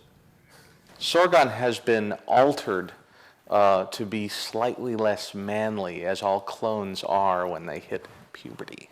You have a lot of duos where you have a sidekick who kind of supports the superhero in a way, and this is similar to that. Only Sorgon is blatantly disrespected. He's a bit bumbling, and you never quite know where his motivations lie. Although he seems loyal to the captain, there are a few twists and turns. Cynthia Ikes, who played Alicia. Now, she was one of the last people we cast in the film, and I saw her at some acting recital, and she was really good. And she really brought a seriousness to the role, you know, which was nice. She has those beautiful eyes that you just get lost in. Again, a slightly difficult role because we needed someone young, but we needed someone not totally unaware of what was going on. I really connect to Alicia. There's so many different layers of Alicia. There's vulnerability, there's humor. I felt that it was a juicy role, and it was good for me, and Neil obviously felt the same way. Instead of going into it thinking, well, Alicia's got to save all of humanity, it's basically like a metaphor, as in, you know, saving myself in a way, and that's how I kind of dove into it. And so, you know, Alicia has many different layers, as does, you know, most people. She, you know, is very vulnerable, has been through a lot. I basically prepared by using as-ifs. If this was a certain situation that was going on in my life, how would I act as if this were the case? So it was very fun to prepare for this role, and I connected with it quite immediately, actually. Kari, who played Gorlock, and you know, a true professional in every sense of the word. She was just so good to have on set. Well, I am Gorlock, and I am a construct. So basically what that means is that many centuries ago I was possibly a human being, is the rumor. But then we had DNA injected into us to make us higher evolved. So if you look at it that way, I am a higher evolved human being. I think, obviously, I'm a great person who is fighting for my people. I've done many things in the past that I regret, but I am also really on a mission to save the constructs.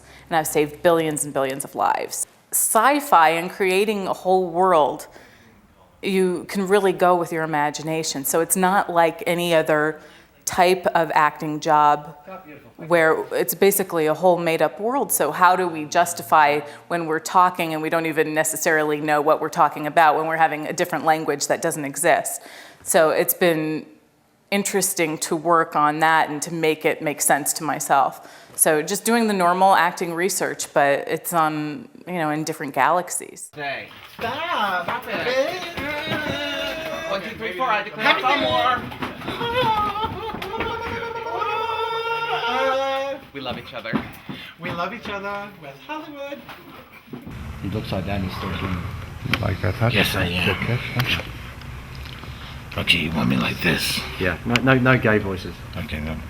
The guy who played the Destroyer, he suffered a lot for the film.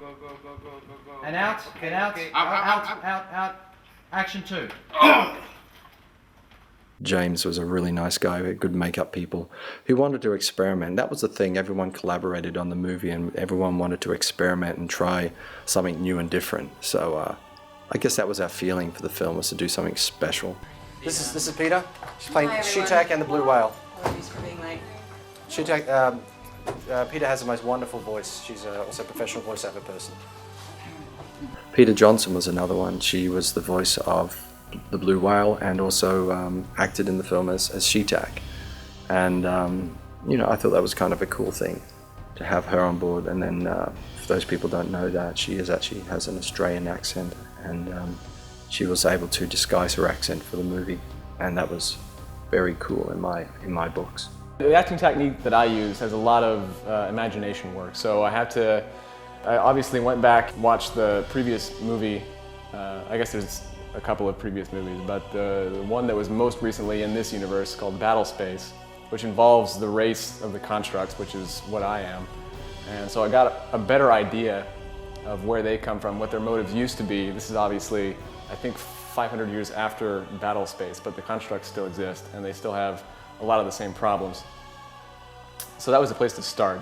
And then, of course, I had to imagine my own existence prior to this point, how I've come to know the Nephilim, probably through diplomatic negotiations and such things, and how we've decided to turn on the humans, basically, and wipe them out. So trying to get this imagined back history in my mind is sort of where it began. I guess the most striking thing for me walking into the interview was just seeing Neil there in his full rock star glory. And I was thinking, this is pretty much the coolest guy I've ever seen in a casting situation. Most casting directors are not exactly fashionable, so it was kind of a shock, but it was a pleasant surprise when I walked into. He's actually a really good director. There's a couple of days that there were scenes that I felt like I understood, and just a little tidbit of information that he gave to me, I felt like I grew. Because you're supposed to enjoy the process when you're doing this, and this has been the most fun that I've had out of, since I've been back, like 26 films. He is a dream director. He really understands the actor. He knows how to communicate to the actor. He knows exactly the perfect balance of what to say and how to let the actor still have, some sort of creative control. True story, best crew I've ever worked with, best director I've ever worked with. In fact, I'm going to kiss everybody on the mouth when I leave this project. I really did traverse galaxies, really, because working with him, you don't need a spaceship. I've been on many, many, many sets, and Neil really knows how to just run it. Everybody here is so happy to be here, and he's just a joy to work with. Neil is great to work with because he's so enthusiastic about what he's doing. It's obvious that he's having a great time, and he just encourages you to have a great time. It's the best experience, and I hope we get to work together again. It's been fantastic. And the great thing about working with Neil is he knows when to direct and when to pull back and let things just create. And the good thing is he's letting me like improv a little bit here and there. In fact, he encourages it. Very, very talented, and seems to know exactly what he wants and has a clear vision of what it is that he wants. And I'm really, I feel fortunate to be working with him. Neil is amazing to work with for a few reasons. I worked with a lot of directors, and the thing about Neil is he gets both aspects of, a lot of directors are very technical, but maybe not so savvy when it comes to the acting craft itself. Some directors come from an acting background, and they don't always know what they want as far as getting a shot. And Neil knows it all. He's extremely multi-talented himself, and he's very generous to the actors as well, in that he understands what it is to try and find those moments on camera. And he guides, he gets what he wants, without pulling you out of the moment. And he's very, very good at that. I think he has a huge. I mean, I know he's done a lot of directing, but he's only begun to do what he's capable of. He's actually amazing on set. Okay, I'm going to tell you just a few simple things. It was fun and it was free. Neil didn't bog you down with directing you or over-directing you. He gave you such a freedom to allow you to explore whatever it is you wanted to explore. And then together, we all shaped it. And it was really quite phenomenal how that happened. So it was like magic. There was the whole shooting day where he wore no pants, which was odd. He didn't look bad in a little skirt. But, listen, he's a creative guy and he wants to do things his way. That's all right. This film was made with the belief that good filmmaking is made from the heart, and I hope people can see the difference between a film like this and some of the other low-budget science fiction films that are just done for money. This wasn't done for money. This was done because we wanted to make something that was special. I guess I wanted to make the type of film that I want to see, and that often is not made. Science fiction is very much an evolving subject, and I like to see things in outer space. I like to see people relating to each other and having adventures, and I like to see where humanity is going. So we took a lot of risks and tried to do something a little different. If you watch this film a second time, will it teach you something? People get a lot out of the movie when they watch it a second and third time. That's what I like about this movie. It's more. There's more layers to this film than what it appears to be. It's not a shoot 'em up type movie. It's not a cop in space who's trying to hunt the killer on the spaceship.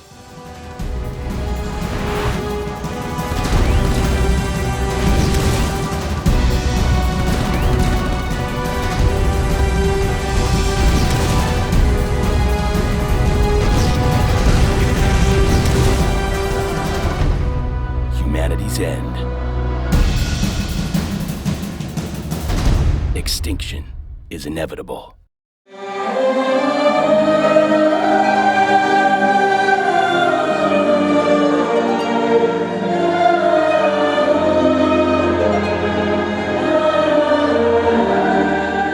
cool thing was one of my favorite people in the world, Uta Ehrenberg.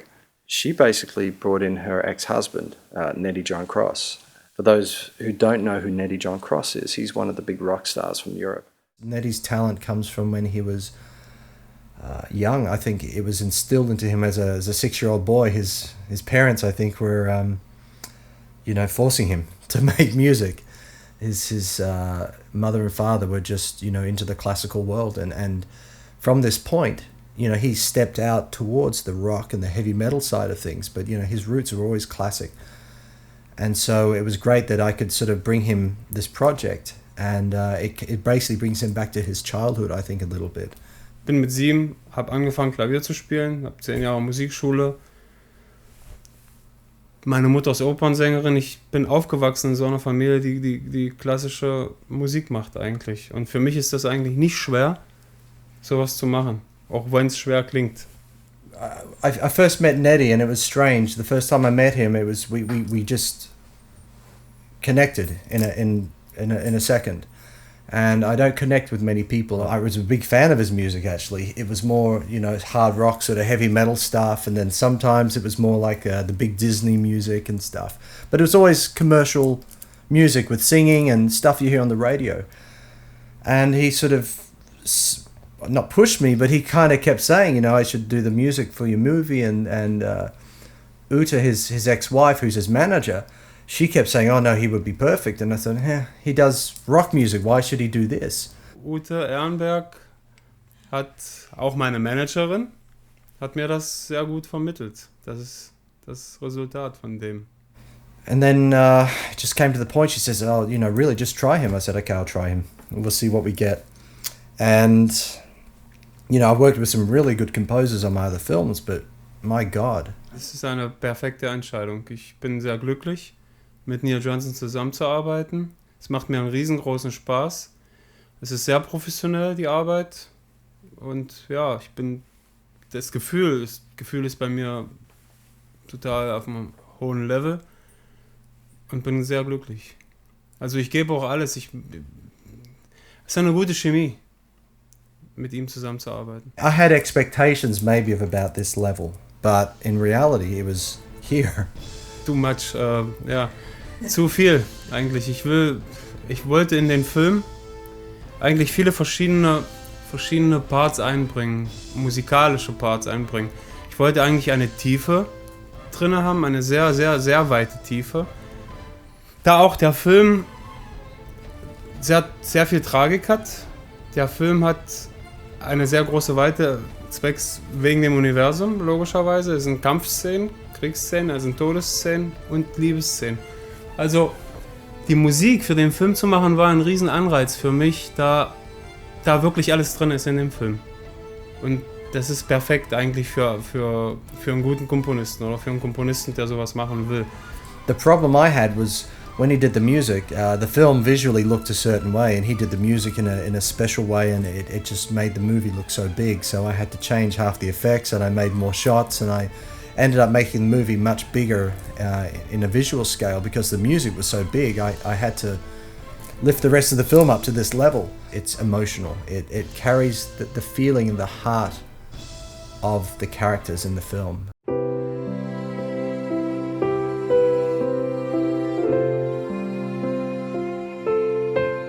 Das ist sehr schwer. Ich habe für jeden Song eigentlich verschiedene Emotionen. Rochelle's Song hat mich eigentlich die Schauspielerin total begeistert, um ehrlich zu sein. Ich wollte ihr unbedingt einen starken Song geben, weil sie sehr, sehr stark spielt.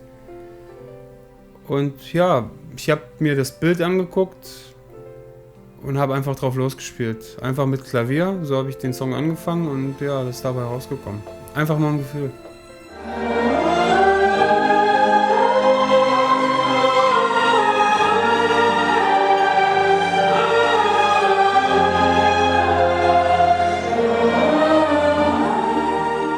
Got one of the most famous opera singers in Bulgaria to come in, and she did an amazing job. Uta, his ex-wife, she'd been there when I was writing the film, she'd been there on the shoot, she was also there during the post-production, and then she sung on the soundtrack as well, and you can hear her voice so many times, and it's really special. It really created a mood in the film. She was on set every day and was even doing up people's hair and doing all sorts of little things on set. Are you getting all this on camera? You like it, huh? I like it. I know. You're all of a sudden my favorite hairstylist. And then in post-production was invaluable with the feedback and even, as I said, with the music, helping compose the music and get the music produced.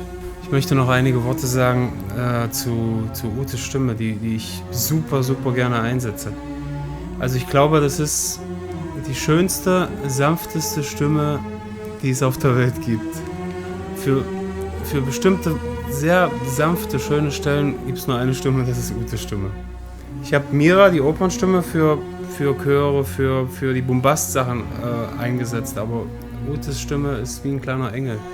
Der fliegt und fliegt und fliegt und deine Fantasie anspornt, um zu überlegen und wie ein Vogel zu fliegen. Ja, also die Chöre sind verrückt, die Chöre sind riesig. Neil ist zu mir gekommen und hat mir von Hellraiser die Musik gegeben und sagt, so möchte ich das. Und wo ich das erste Mal den Hellraiser oder Hellbound, den Song gehört habe, habe ich mich an den Kopf gefasst. Da habe ich gesagt, wow, fuck. Ist sehr, sehr groß. Ja, dann haben wir die Chöre versucht, wir haben die Strings aufgenommen, alles und also die Chöre sind zu zweit gesungen. Klingen riesig fett. Mira und ich. Ich habe 20 Mal eingesungen, Mira hat 20 Mal eingesungen. Das ist sehr viel Arbeit. There's a real big advantage to working in Bulgaria. I mean, Neddy is German, but he's based in Bulgaria at the moment, and his studio is here. And it's great, he can just call up someone and say, I need a violinist, I need an opera singer, and they're here within a couple of hours. And these are world-class musicians. I mean, I've worked with orchestras and choirs in Germany, and they're pretty good, but here, they're really good, and they're fast, and they're precise, and there's no bullshit. They just go straight to the point, they just play, and that's it, and it's so emotional. and it's not like it comes out of a machine or anything. These people, when they play and they perform, it's from the heart. I think one of my other favorite bits is when we have Uta's voice in there many times. For some reason, she's got this voice that just breaks through the music, and you can always hear her in the voice, and she has this low to middle harmony that just comes through. You've got the high opera voice, but then she comes in and it just gives us this texture. Aber in Bulgarien sind, oder besser gesagt in meiner Stadt, wo ich das Tonstudio habe, ist ein gutes Symphonieorchester und ich habe die Musiker schnell zur Hand. Also ich brauche wirklich, wenn ich abends sitze und den Song einspiele auf dem Keyboard, brauche ich den nächsten Tag die Leute, die kommen und das sofort einspielen. Ich habe keine Zeit zu warten. Und deshalb habe ich hier auch das Studio gemacht. Ich habe die Leute schnell zur Hand. Es geht von einem Tag zum nächsten. Um Filmmusik zu machen, muss man sehr schnell sein. Man hat unheimlichen Zeitdruck. Man muss wirklich sehr professionell arbeiten, sehr schnell arbeiten. My favorite piece was with Rochelle, the actress, playing Contessa. And you can just see, the music tells you what she's thinking. Wo ich den Song gespielt habe und ich habe die Szene gesehen, sind mir selbst die Tränen gekommen. Also es ist selten, es passiert eigentlich wirklich selten. Aber bei dem Song hat es mich eigentlich gut getroffen. Ja. Ein Komponist erzählt eigentlich, er kann nicht erzählen, wie und was er schreibt. Es ist eine ganz bestimmte Art, wie man was schreibt.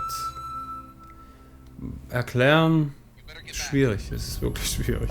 Man setzt sich hin und schreibt. Man hat's oder man hat's nicht. Fertig.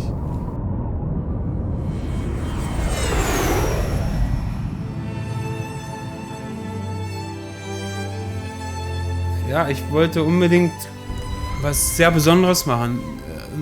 Durassi ist gestorben und dann, er fliegt dann irgendwie, die Seele fliegt und oh Gott, es ist zu viel, es ist wirklich viel.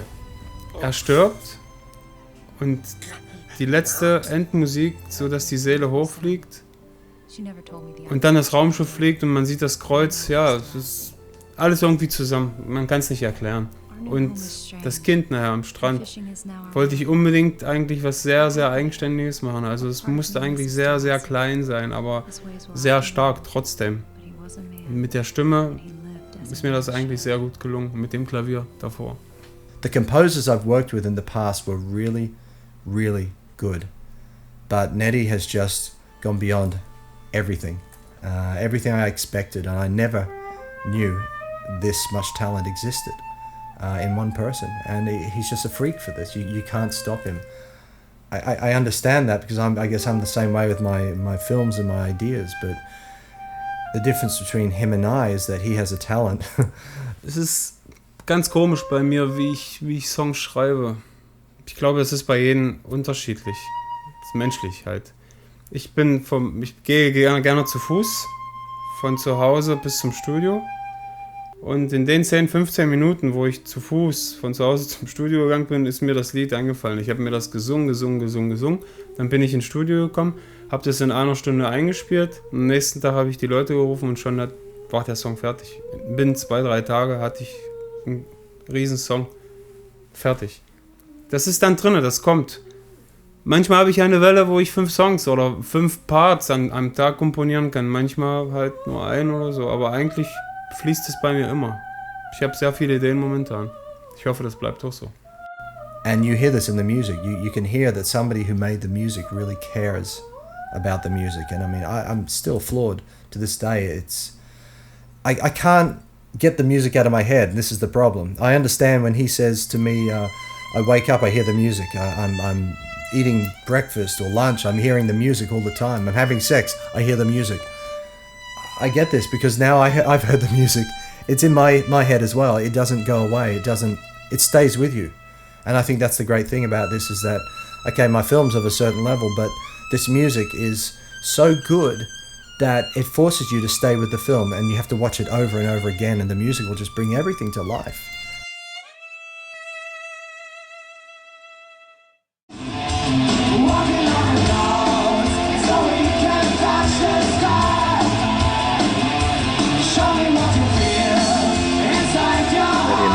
They used to perform together, did a few albums, and they donated one of the songs for the end of the film, which was really nice. You can see Nettie singing, and you can even see Uta doing some of the harmonies, which is really special for me because it's two people who are really important in my life and were able to really contribute, I guess, to the movie. So.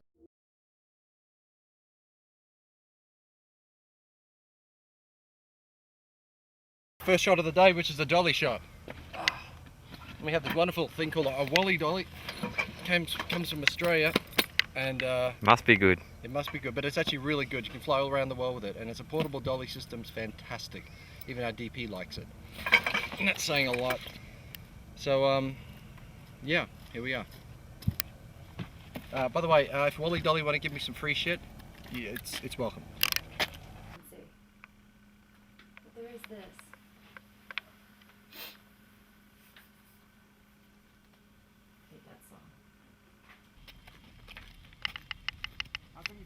And we get out to this remote location where we couldn't take the big trailer. You had to have like these SUV cars so we get out there and they figure out that my costume is on a vehicle that is already out in the desert in a remote location. So now they said, don't worry about it, we got it. So I get there's no place for me to change except a cave. And they put me in this cave with all this limestone that I'm sinking down into. And I have to get into the black, stretchy costume. And I'm on a hill, sinking in limestone, trying to undress. And then I hear Masi, the DP, he's yelling, we're losing light, hurry up! So I'm like, okay, I'm hurry up. I run out, I run up to Neil, and I go, okay, I'm ready. And he looks at me like, what? And I'm like, what? Let's go, let's do it. He goes, do you know that you have your costume on inside out? Yeah. I go, what? No! I was so embarrassed. My first scene and my costume's on inside out. I had no idea. From then on, I had a dresser. That was good, actually. I like that one. For some reason, when you do nothing, it looks amazing. That's good, guys. Okay, that's it. Wonderful work. That looked really natural when you came through for some reason. It just looked like you were really thinking. It wasn't like, And we were trying to get down to some salt flats that we saw in the distance, and we felt the only way to do it was to try and follow these dirt tracks down this mountain. The track we were on was really only a foot either side of the vehicle wide. So on this side you had the side of the hill impassable, and on the other side you had the sheer drop into certain death. So turning a vehicle around in this terrain was really an impossibility. So at this point we had to basically try and reverse the vehicle up the rather steep, rocky, loose gravel incline. This was very difficult to do, had to be done very slowly, and at this point we started running out of not only light but petrol. So that was quite a precarious situation. It took us an hour or so to get out of that, and there was a point where we did get up and was able to turn the vehicle around, but there was a certain hill that we then had to get up and over, which took at least 3 or 4 attempts in the vehicle, and it was running very low on gas. We had to back it right up and really gun it, put the pedal to the metal to get up this hill. It took 3 or 4 attempts until it finally got up over there. That was one point in the shoot where I felt we were going to maybe be spending the night in the desert. Well, see, there's a producer on this. His name's Phil, and very sharp guy, good, keen sense of direction, and he's the one who really did all the scouting for the locations too. So our objective in 3 cars was to follow him, and I was in the second car. Now, minus, one woman was driving one car, and so she was the only, sensible one because she lacks testosterone. And when Phil went right, we all had GPSs in our 2 cars, and we went left. And I was the only one who said we should follow Phil. We should follow him. He's the one who scouted this location. It was dark now.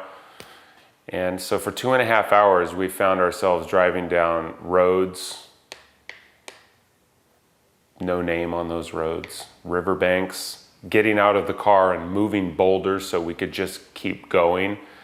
And overall, it was a fantastic experience, just fantastic. My producer and my production manager, Phil Bertham, you know, he's a Viking basically.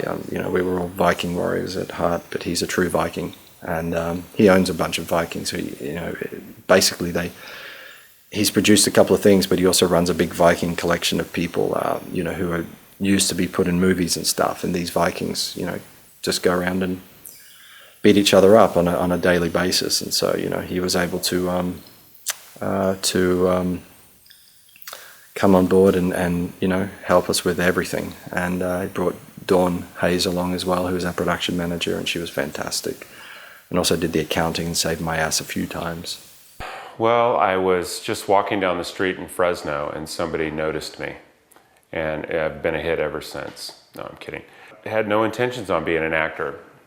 I took a class at Fresno City College and just for an easy A, and I found that I was a lot better than all the people who were taking it for an easy A, and then I started doing it. And then I transferred to UCLA, and 2 years into it, I quit because I got scared, and now I'm back. He is a lover of himself. He is a lover of himself. No, seriously, Jay is so much fun, and he has the biggest heart, and he's a true giver as an actor.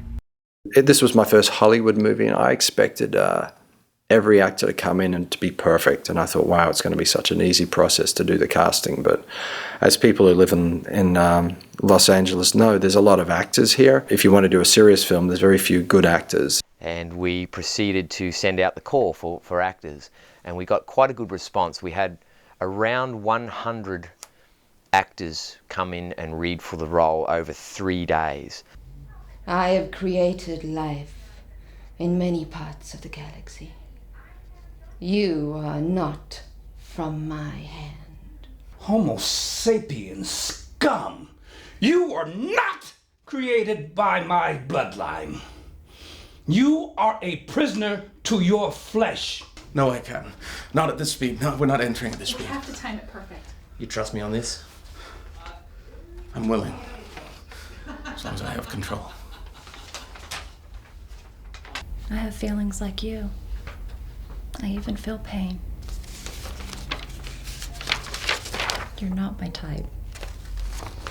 You're not a real girl. I'm a woman, and I have taste. Data uploading. Oh, they built me. It's embedded backup data. Jurassic.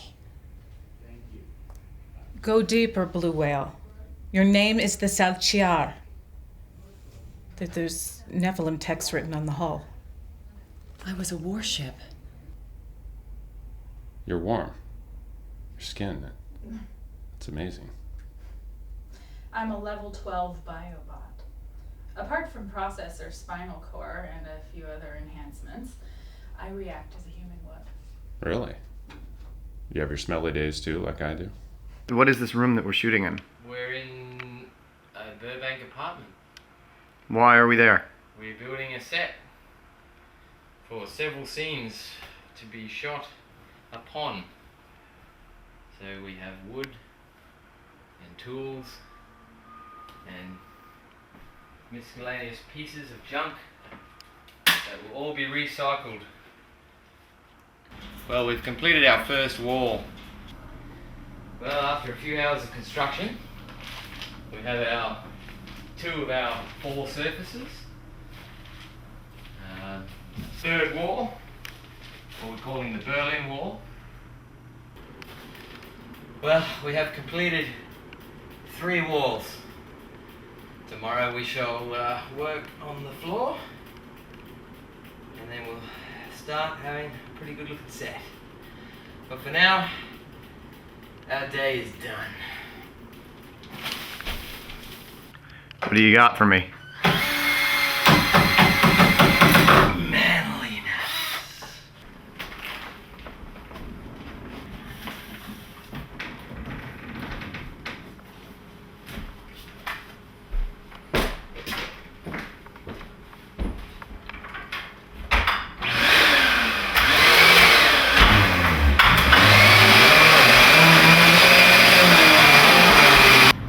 We've been offered these 2 pieces of science fiction history to use in the film. Although we appreciate the offer, it's unlikely we'll probably use them because they're not really this design that we're looking for. I mean, they're a little 60s, and when you find out their origin, you'll realise why.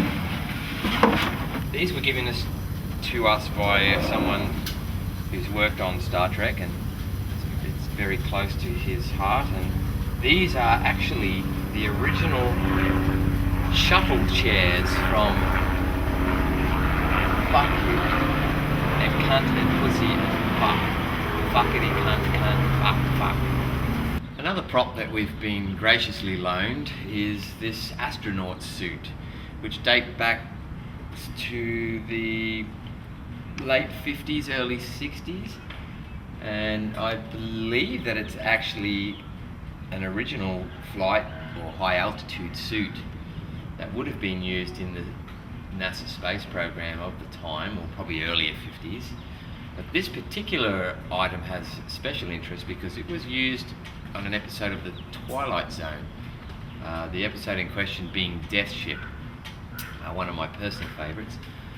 And it's quite old, but still serviceable. It has many zips. It's made of an interesting sort of fabric. You have a helmet here, which is actually locked in with a neck ring there and has a working visor.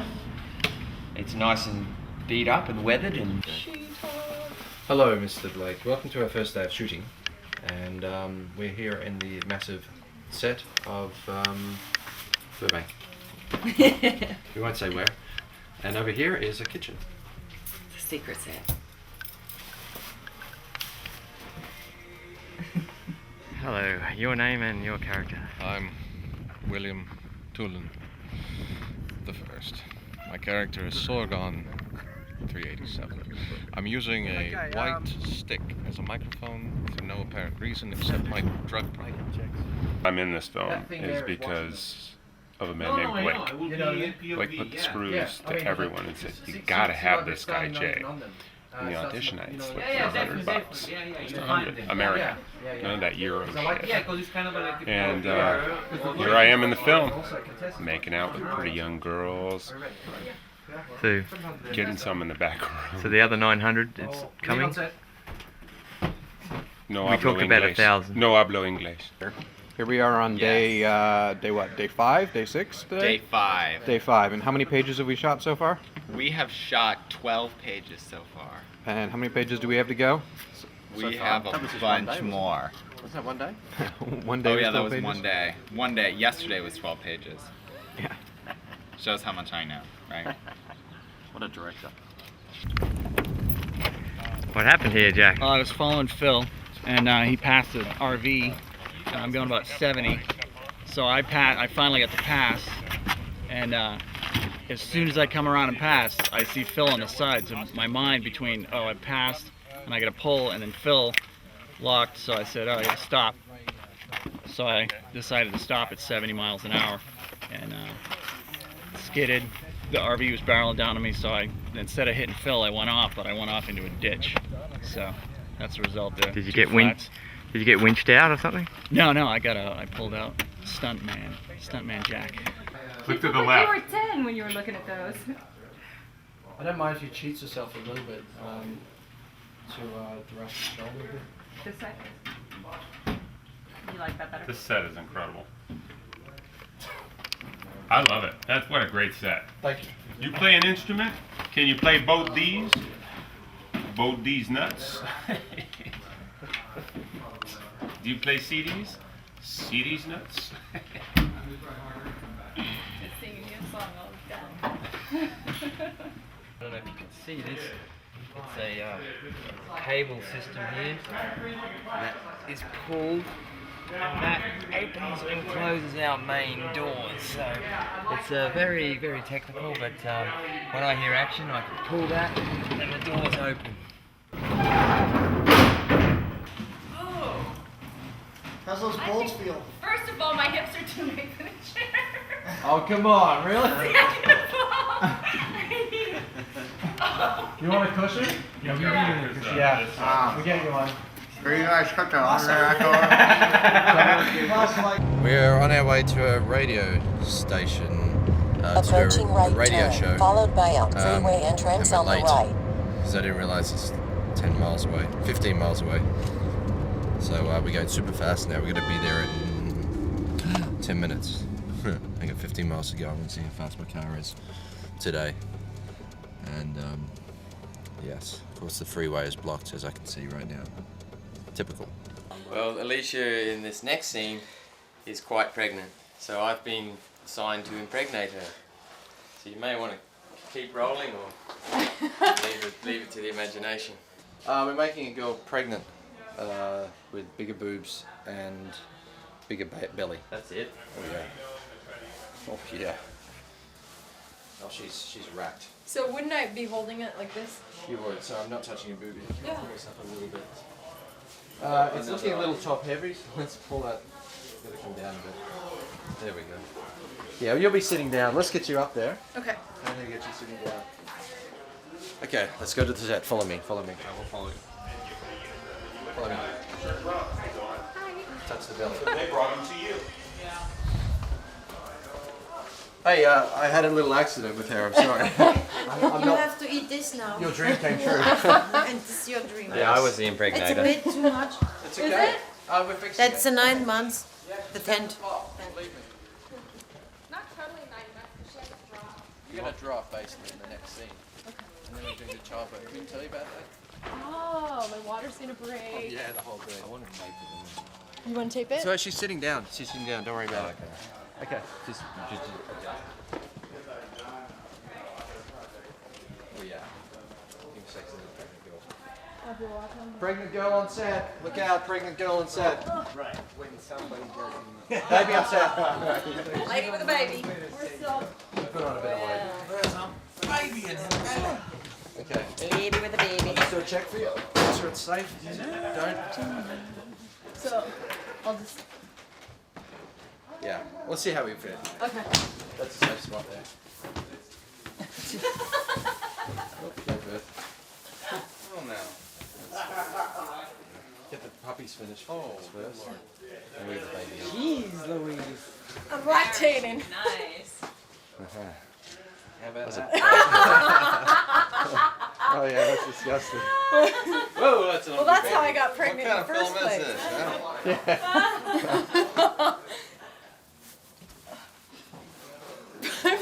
Jesus, that's a basketball baby. Alright, let's get this pulled up a bit. You got it. Okay. We don't want to play with the belly. Can everyone jump in and touch? Pet the baby. No, I was going to suggest you see. Hey Mark, how's it going? Where usually it comes underneath your breast. So we have some racks and got some of Jurassi's wardrobe here. Whoops. Suitcases full of bits and pieces. These seem to be the standard footwear used in the 28th century. We've got Contessa's suit, military backpacks and stuff, and an assortment of other bits and pieces. So what goes on here? This is where run me through a morning here. Well, the actors report on set for makeup, and they're usually made up around 9:30. And then depending on which scenes we're shooting, we get them into their costume pretty much straight up. So on any given day, I'm dressing 3 to 6 actors. And tomorrow we've got quite a big dress up because we've got to dress all the normal actors plus the 4 Nephilim warriors, which are really complicated and involved. So yeah, it's going to be fun. And here's an actor who's come in now to have her abortion. I'm having an abortion right now. At 10 months. This is what we do with wayward pregnant teenagers. I love Bob Marley. You're a teenager in this movie, aren't you? Yeah, well, no. Almost God, like I'm 20. tempted to grab them. Oh my god. You can. No, they're they look fake. real. Can we touch them? Gee, yeah. Jesus, they're firm. That's a good Yeah. implant, darling. Oh my god, they look real. Yeah. You want to leave them in there? Well, now, not for continuity purposes. Actually, you could leave them in for this one. Yeah? Because you might as well be lactating when you find this place. Does it look real? I mean, yeah, why not? Yeah, sure. I dig Okay. it. I dig it. So you need your military, your battle jacket on again. Okay. So what's the theory behind her leaving the breasts in? Well, she's just given birth to like 6 babies, and her boobs are just like popping out full of milk, ready to the world. And the bigger breasts.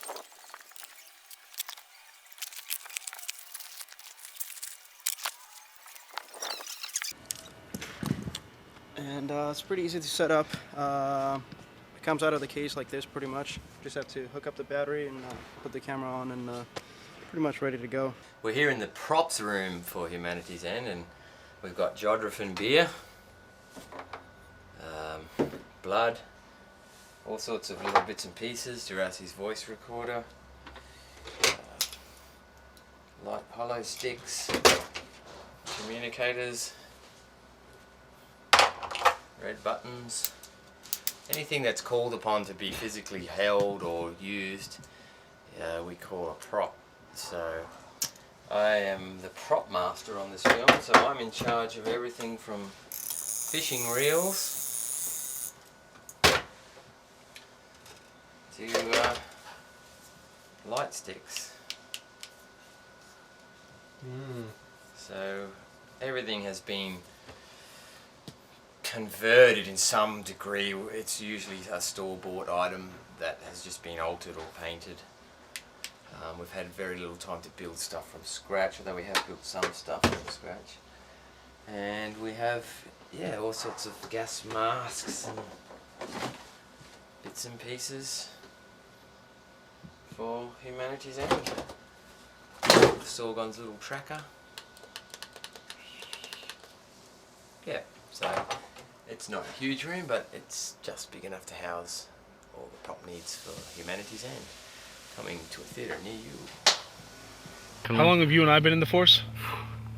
What, 150 years? Yeah, it's something like that. I thought it was like 153, but Maybe it's 152. there's no need to round up at this point. No. It's hot, it gets hot. Yeah, it does get hot. After that, you stop sweating. The glands just kind of shrivel up. So, we're good. And this is our new boy. Good to go. New boy Nephilim. He's good.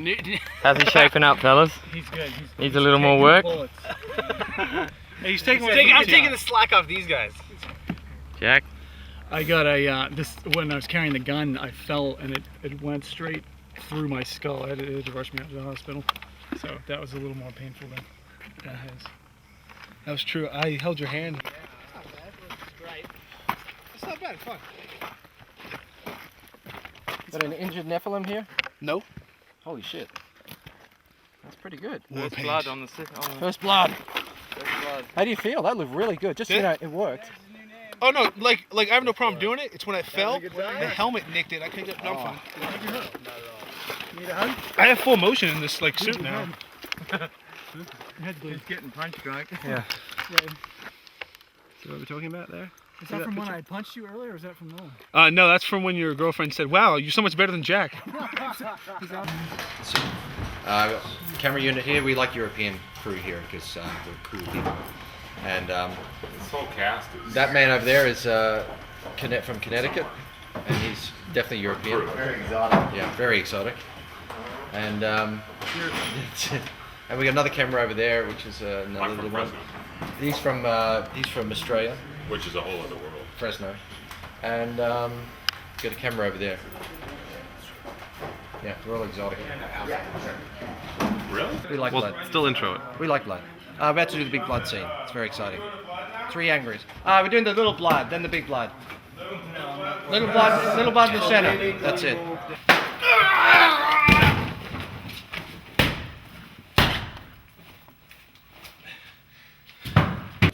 So Neil, what's going on here? We're doing reversals in the crashed space pod, and it's one of our last shots of the whole film, and it's looking wonderful. Wonderful lighting from wonderful Master Mali. He's outside, and I've lost my voice because I've been shouting and yelling at people all day. Because they don't listen to you? No.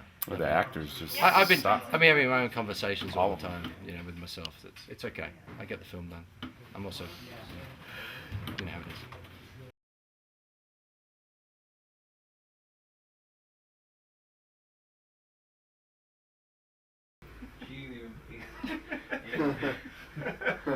You got it. Okay. You're on the set Okay. with Jalen A right now. I know. You know what that means? Fucking nothing. But in Okay. Fresno, I was real big in high school.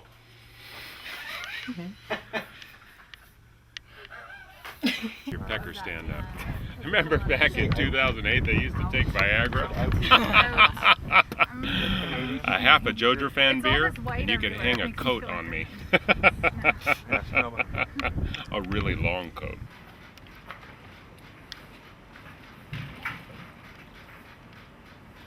Now we clean our cases.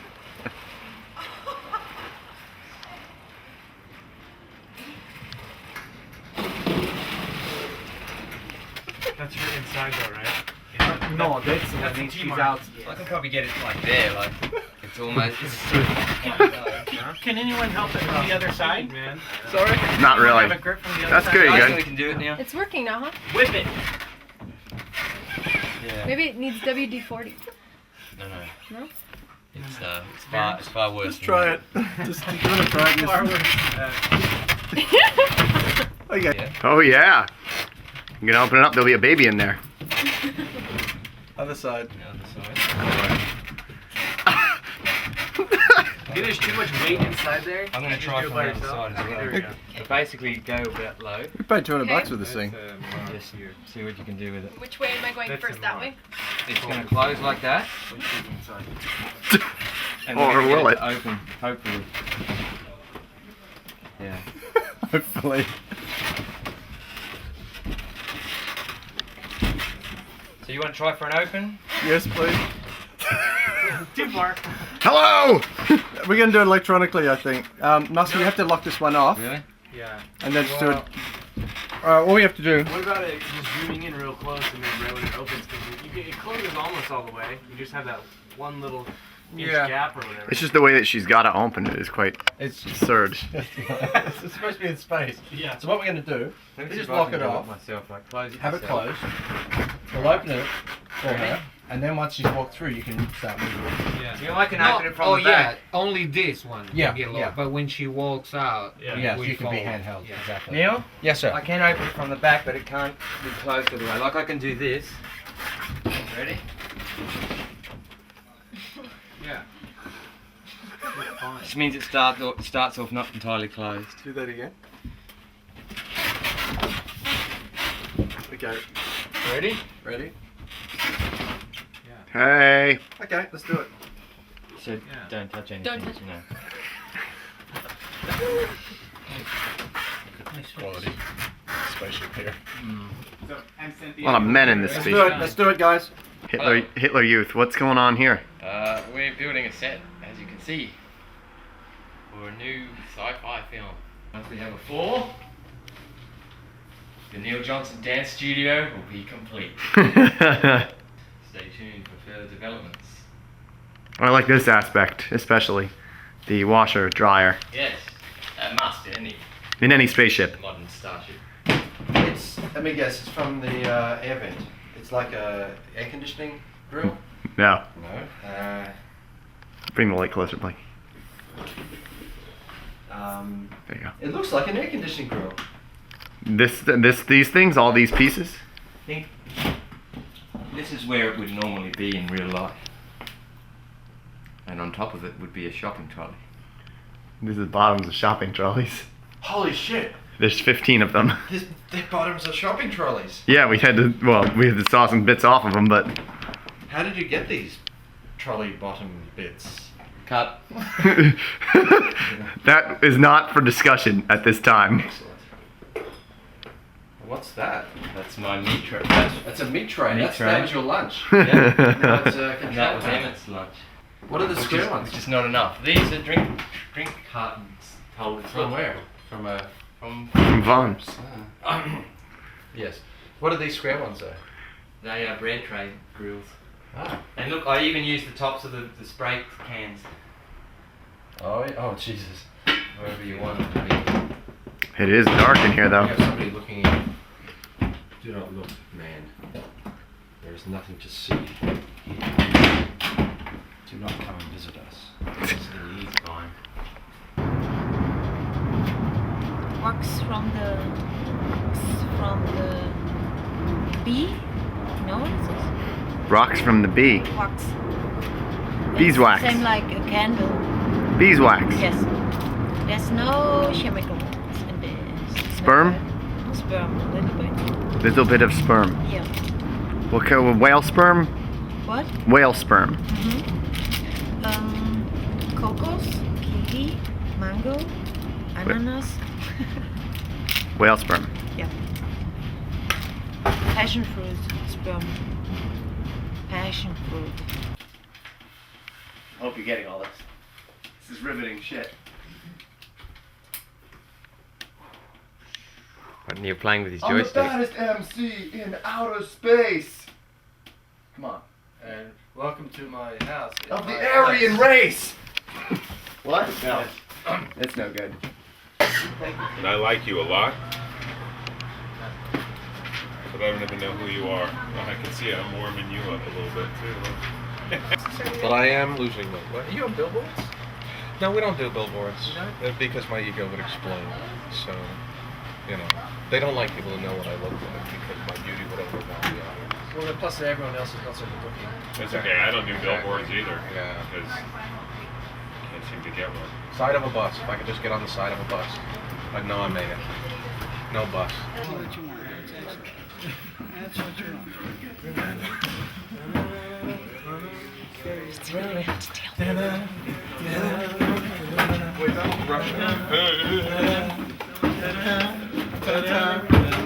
In the 2800s. Oh, you didn't even have to touch yourself during masturbation anymore. Oh. This is like, it's the same acting for the death scene too. Oh, fuck! You're kidding!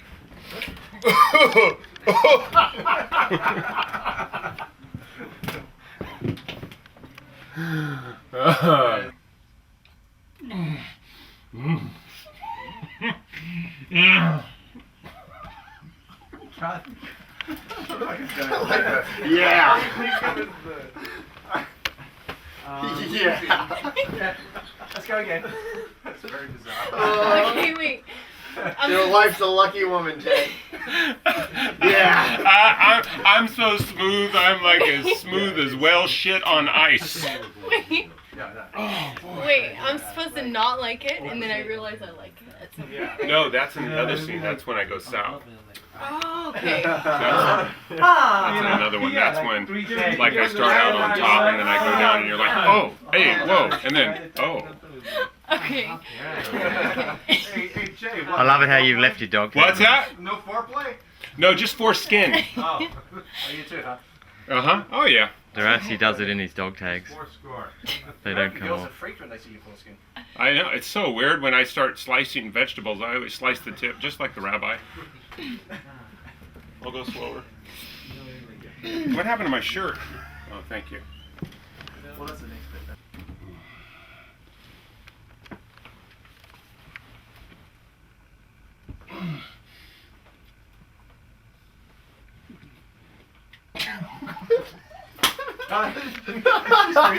Did you go down on it first? That's in the next scene. No, this one's, I think. No, the next scene is the one where I go down. Oh, I like the whipping it out. Yeah, that was good. Sorry. I'm sorry, yeah, you're right. South of the border. Hi, how are you? Come on in. Hi. We have some caprese over on the side. Hey, there's people coming in. Just make yourself at home. Some people are gonna have to sit up on the bar.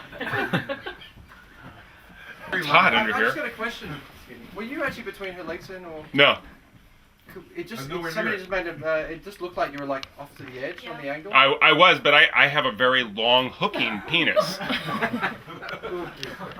But but you know what? The audience doesn't know that. So spread them wide, and let's reshoot. Oh, that's nice. I thought you were saying your own name for a minute. Oh, Durassi, he's saying his own name. Oh, after us. Okay, let's move on, guys. That would be. It worked really good. Yeah, okay, good. Yeah, it's interesting. Does anybody know what happened to the? I still have the eraser, but I don't know what happened to the pencil. Okay, got a quick. Could you? I know it sucks when you do. It's so much. Yeah, meeting. Okay. Okay, it's Udi's birthday. Happy birthday to you. Happy birthday to you. Happy birthday, dear Uta. Happy birthday to you. Blow the candle. Oh my god. Again? Well, the air is the second thing to go in life, they say. I bought them, they especially relight again. Oh, do they? Have fun. Harder. Okay, I hope we don't Oh, patient zero, you should not have done this. Could you turn on the fan? Yeah, turn on high. I like that she's doing them with her hands. Blow them, they go out. Believe me. How? Uta will take her tongue to him. Jesus Christ. It's open. What a great idea! That's a good idea. None of the men are doing it. But none of the men who are driving on Candles cliffs, keep coming only back Uta on. does. Yep. They keep coming back. Yep. Oh, that's a lot of fun. Yep. That's the next one. Yeah. Yay! Oh, she knew. Gotta keep that hidden. You're in this not place. good in hiding. No, I'm not. No. That thing's... You knew better than I did. Thank you, everyone. You miss me? Try and kick off a couple more buttons while you're at it. Okay. Right. Yeah, that's Like this? Yeah. How about if I turn it this way? No. Does that work? No? That's Okay. good. How about like that? There's a fucking woman for you. Look at that. Huh? What? It doesn't matter that I have a vagina. Okay, let's go. let him look to you. Perfect. Look at that. Are you serious? Are you getting that? Action.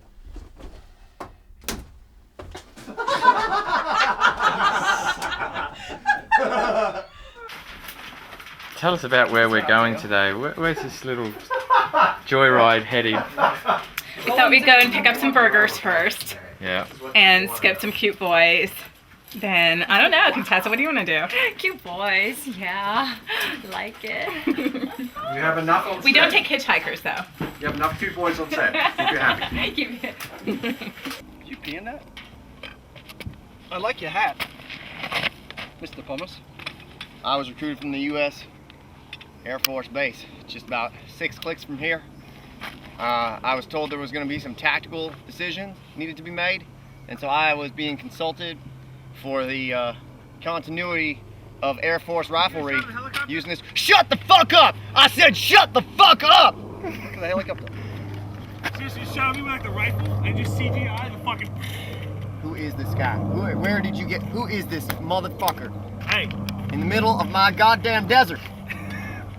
Hey. Boy. Hey, Kevin Bacon. I'm talking to you. This is not Tremors. I'm talking to you. Okay, talk to me. I'm talking to you. They're coming towards us. All right. Now don't make me go talking with my fists. All right? Or you're gonna listen with your face. You know what I mean? What? Yeah, you heard Yeah, me. my fist, your ass. Hello, Sorgon. How's it going? What's happening down in engineering? Well, 3 of the midgets died. So we had to replace them. And we had to use the taller midgets, which is really confusing because tall midgets, they're not quite as limber as the little midgets. And the little midgets are more fun to put your beer on top of their head. Plus, Okay, guys, let's go for. Should we go for time? I have other things to do. Humanity's End in no way features me naked. I'm never naked. You will not see any part of my body that you won't want to see. And I think that's a guarantee you can live with. Yeah, I hope they make a prequel. Because then I'll get to work some more. Can I go get my medication? May get your medication, and they need you on set. Thank you. Thank you. Well, today we're following the wild and crazy direction of Mr. Neil Johnson. Standing to my direct left, we are he's stripping girls of their clothes. It's pretty important for this scene. We've got some wetsuits, we've got some army fatigues, and we've got a big set here in Laurel Canyon Stages. And it makes me slightly aroused. A little bit of pre-cum coming out, not quite enough to get someone pregnant probably, but enough that you'd be a little worried, and you'd probably be like counting the days till menstruation. Oh, that's why you're talking. I didn't understand what I was just talking to myself. Not that crazy. This is our DP. He doesn't know what he's doing. We found him on the street. That's what I'm saying. What's up, Neil? That's why you got me. Thanks for coming to see the big movie, Cliff. I'm very impressed. Yeah. I'm very impressed. Did you expect the spaceship to be, well, styrofoam and wood? Is this what they do to the Millennium Falcon? Is that basically This what is a much better ship and a much faster ship than Millennium. It looks it. It really does look it. So this should be on our website for the listeners to see. Yeah. Yes, I am really doing something. Cliff is here to check up on me because, of course, he doesn't believe that I'm doing I didn't believe he anything. was in a movie. 3 years he doesn't believe I can get an acting gig. Finally something. See, I thought Humanity's End was actually how long it would take to actually get a job. This is the in kind the of acting respect world. that I'm used to. Yeah. But you know what? I knowing you as well as I do, you look Yeah. very substantial in this thing. Translation: I'm flabby and wimpy, and this gives me actual substance of some sort. Is that right? But I wouldn't have said it like that. No, you I- wouldn't have yeah. because you're trying to soft pedal it. Yeah. What you're saying is, I'm kind of hot. No, I'm not saying That at all. wasn't it? No. But could you describe what your character? Because you're a clone, right? And there's I'm a clone. There's a cloning pod over there.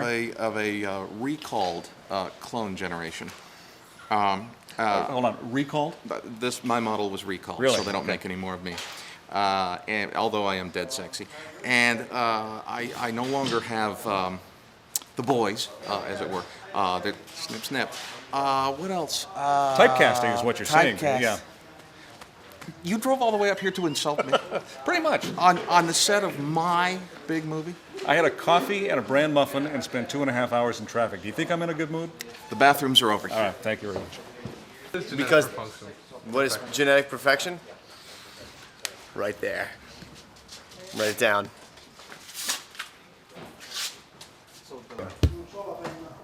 I'm looking for cheese toast. I love cheese toast. I'm looking for cheese toast. Get some cheese toast. I know. I always wanted to be an actor for moments like this. Okay. I could see a little bit of. He's rolling. He's rolling. Yeah. I'm just kidding. You know what? Just the way you I hope are. my wife comes today because I Exactly. love Wife her come around here. like there's no tomorrow. This is hard for you waving a piece of paper around. It's a big workout. All day. What was that, guys? Got it.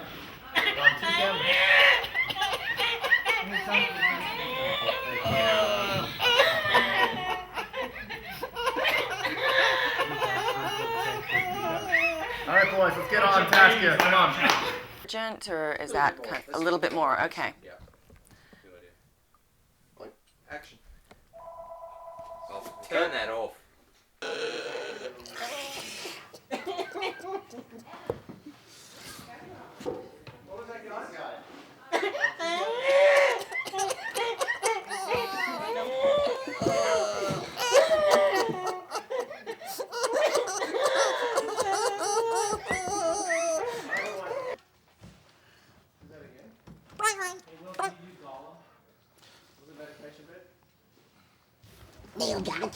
Neil Johnson, I didn't have my medication today.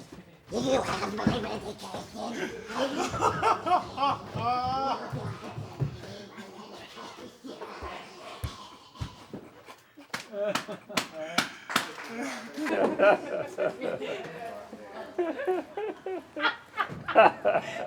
Man with truck doesn't see them fixed. And look up the screen, Contessa. Sorry, look up at the view screen, sorry. Which is up here. Sorry. Can you say that again? Can we move this on a second? Can I move this? Go. I got you. Hi. Hi, baby. Quiet, please. Action! You upset? You hadn't seen her in over 7 years. Look, Captain, look. What the fuck do you know?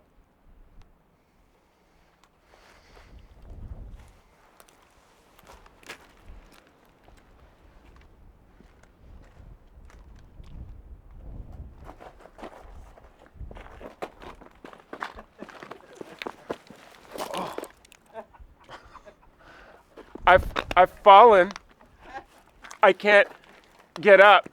Oh. And we don't want him to. Will ya? I saw what you did there. What? Don't you walk away from me. Don't walk away from me. All right, walk away from me. Oh. Okay, here we go. Oh, they already think I'm gay. My mother was horrified. I'm allergic to mothers.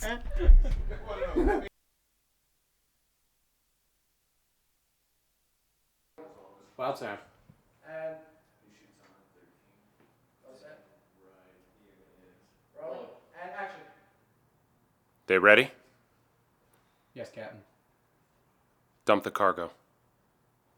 And it was a lot of fun. I got to kick ass, which I always, love the opportunity to kick some ass. We didn't want to do this, but he insisted on doing a butt shot. Seriously, it's not in the script anywhere. Look, the director and the writer actually wrote fuck more times than's ever been written in a script.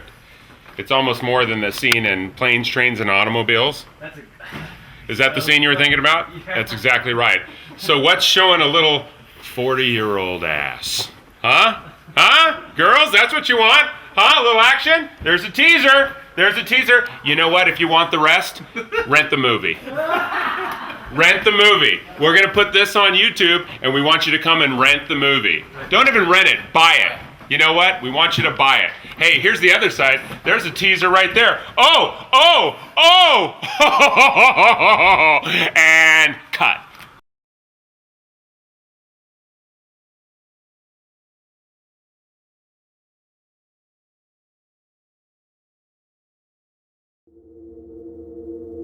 Walk through the silence, dark is the night.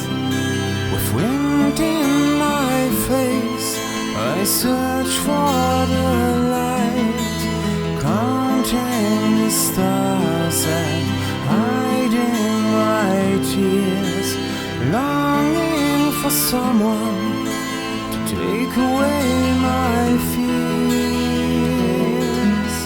Nightingale, come sing with me. My heart is full of pain, but I know the morning comes, the sun will rise again. Far, far away, thousands of light years, I'm far away, crying alone. Far, far away,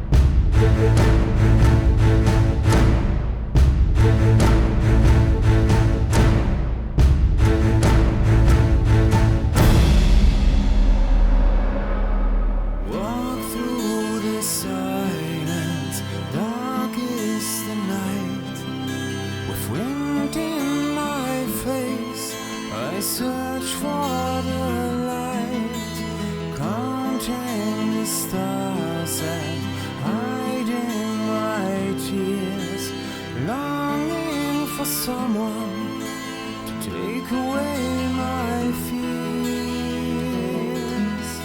Nightingale, come sing with me. My heart is full of pain, but I know the morning comes, the sun will rise again.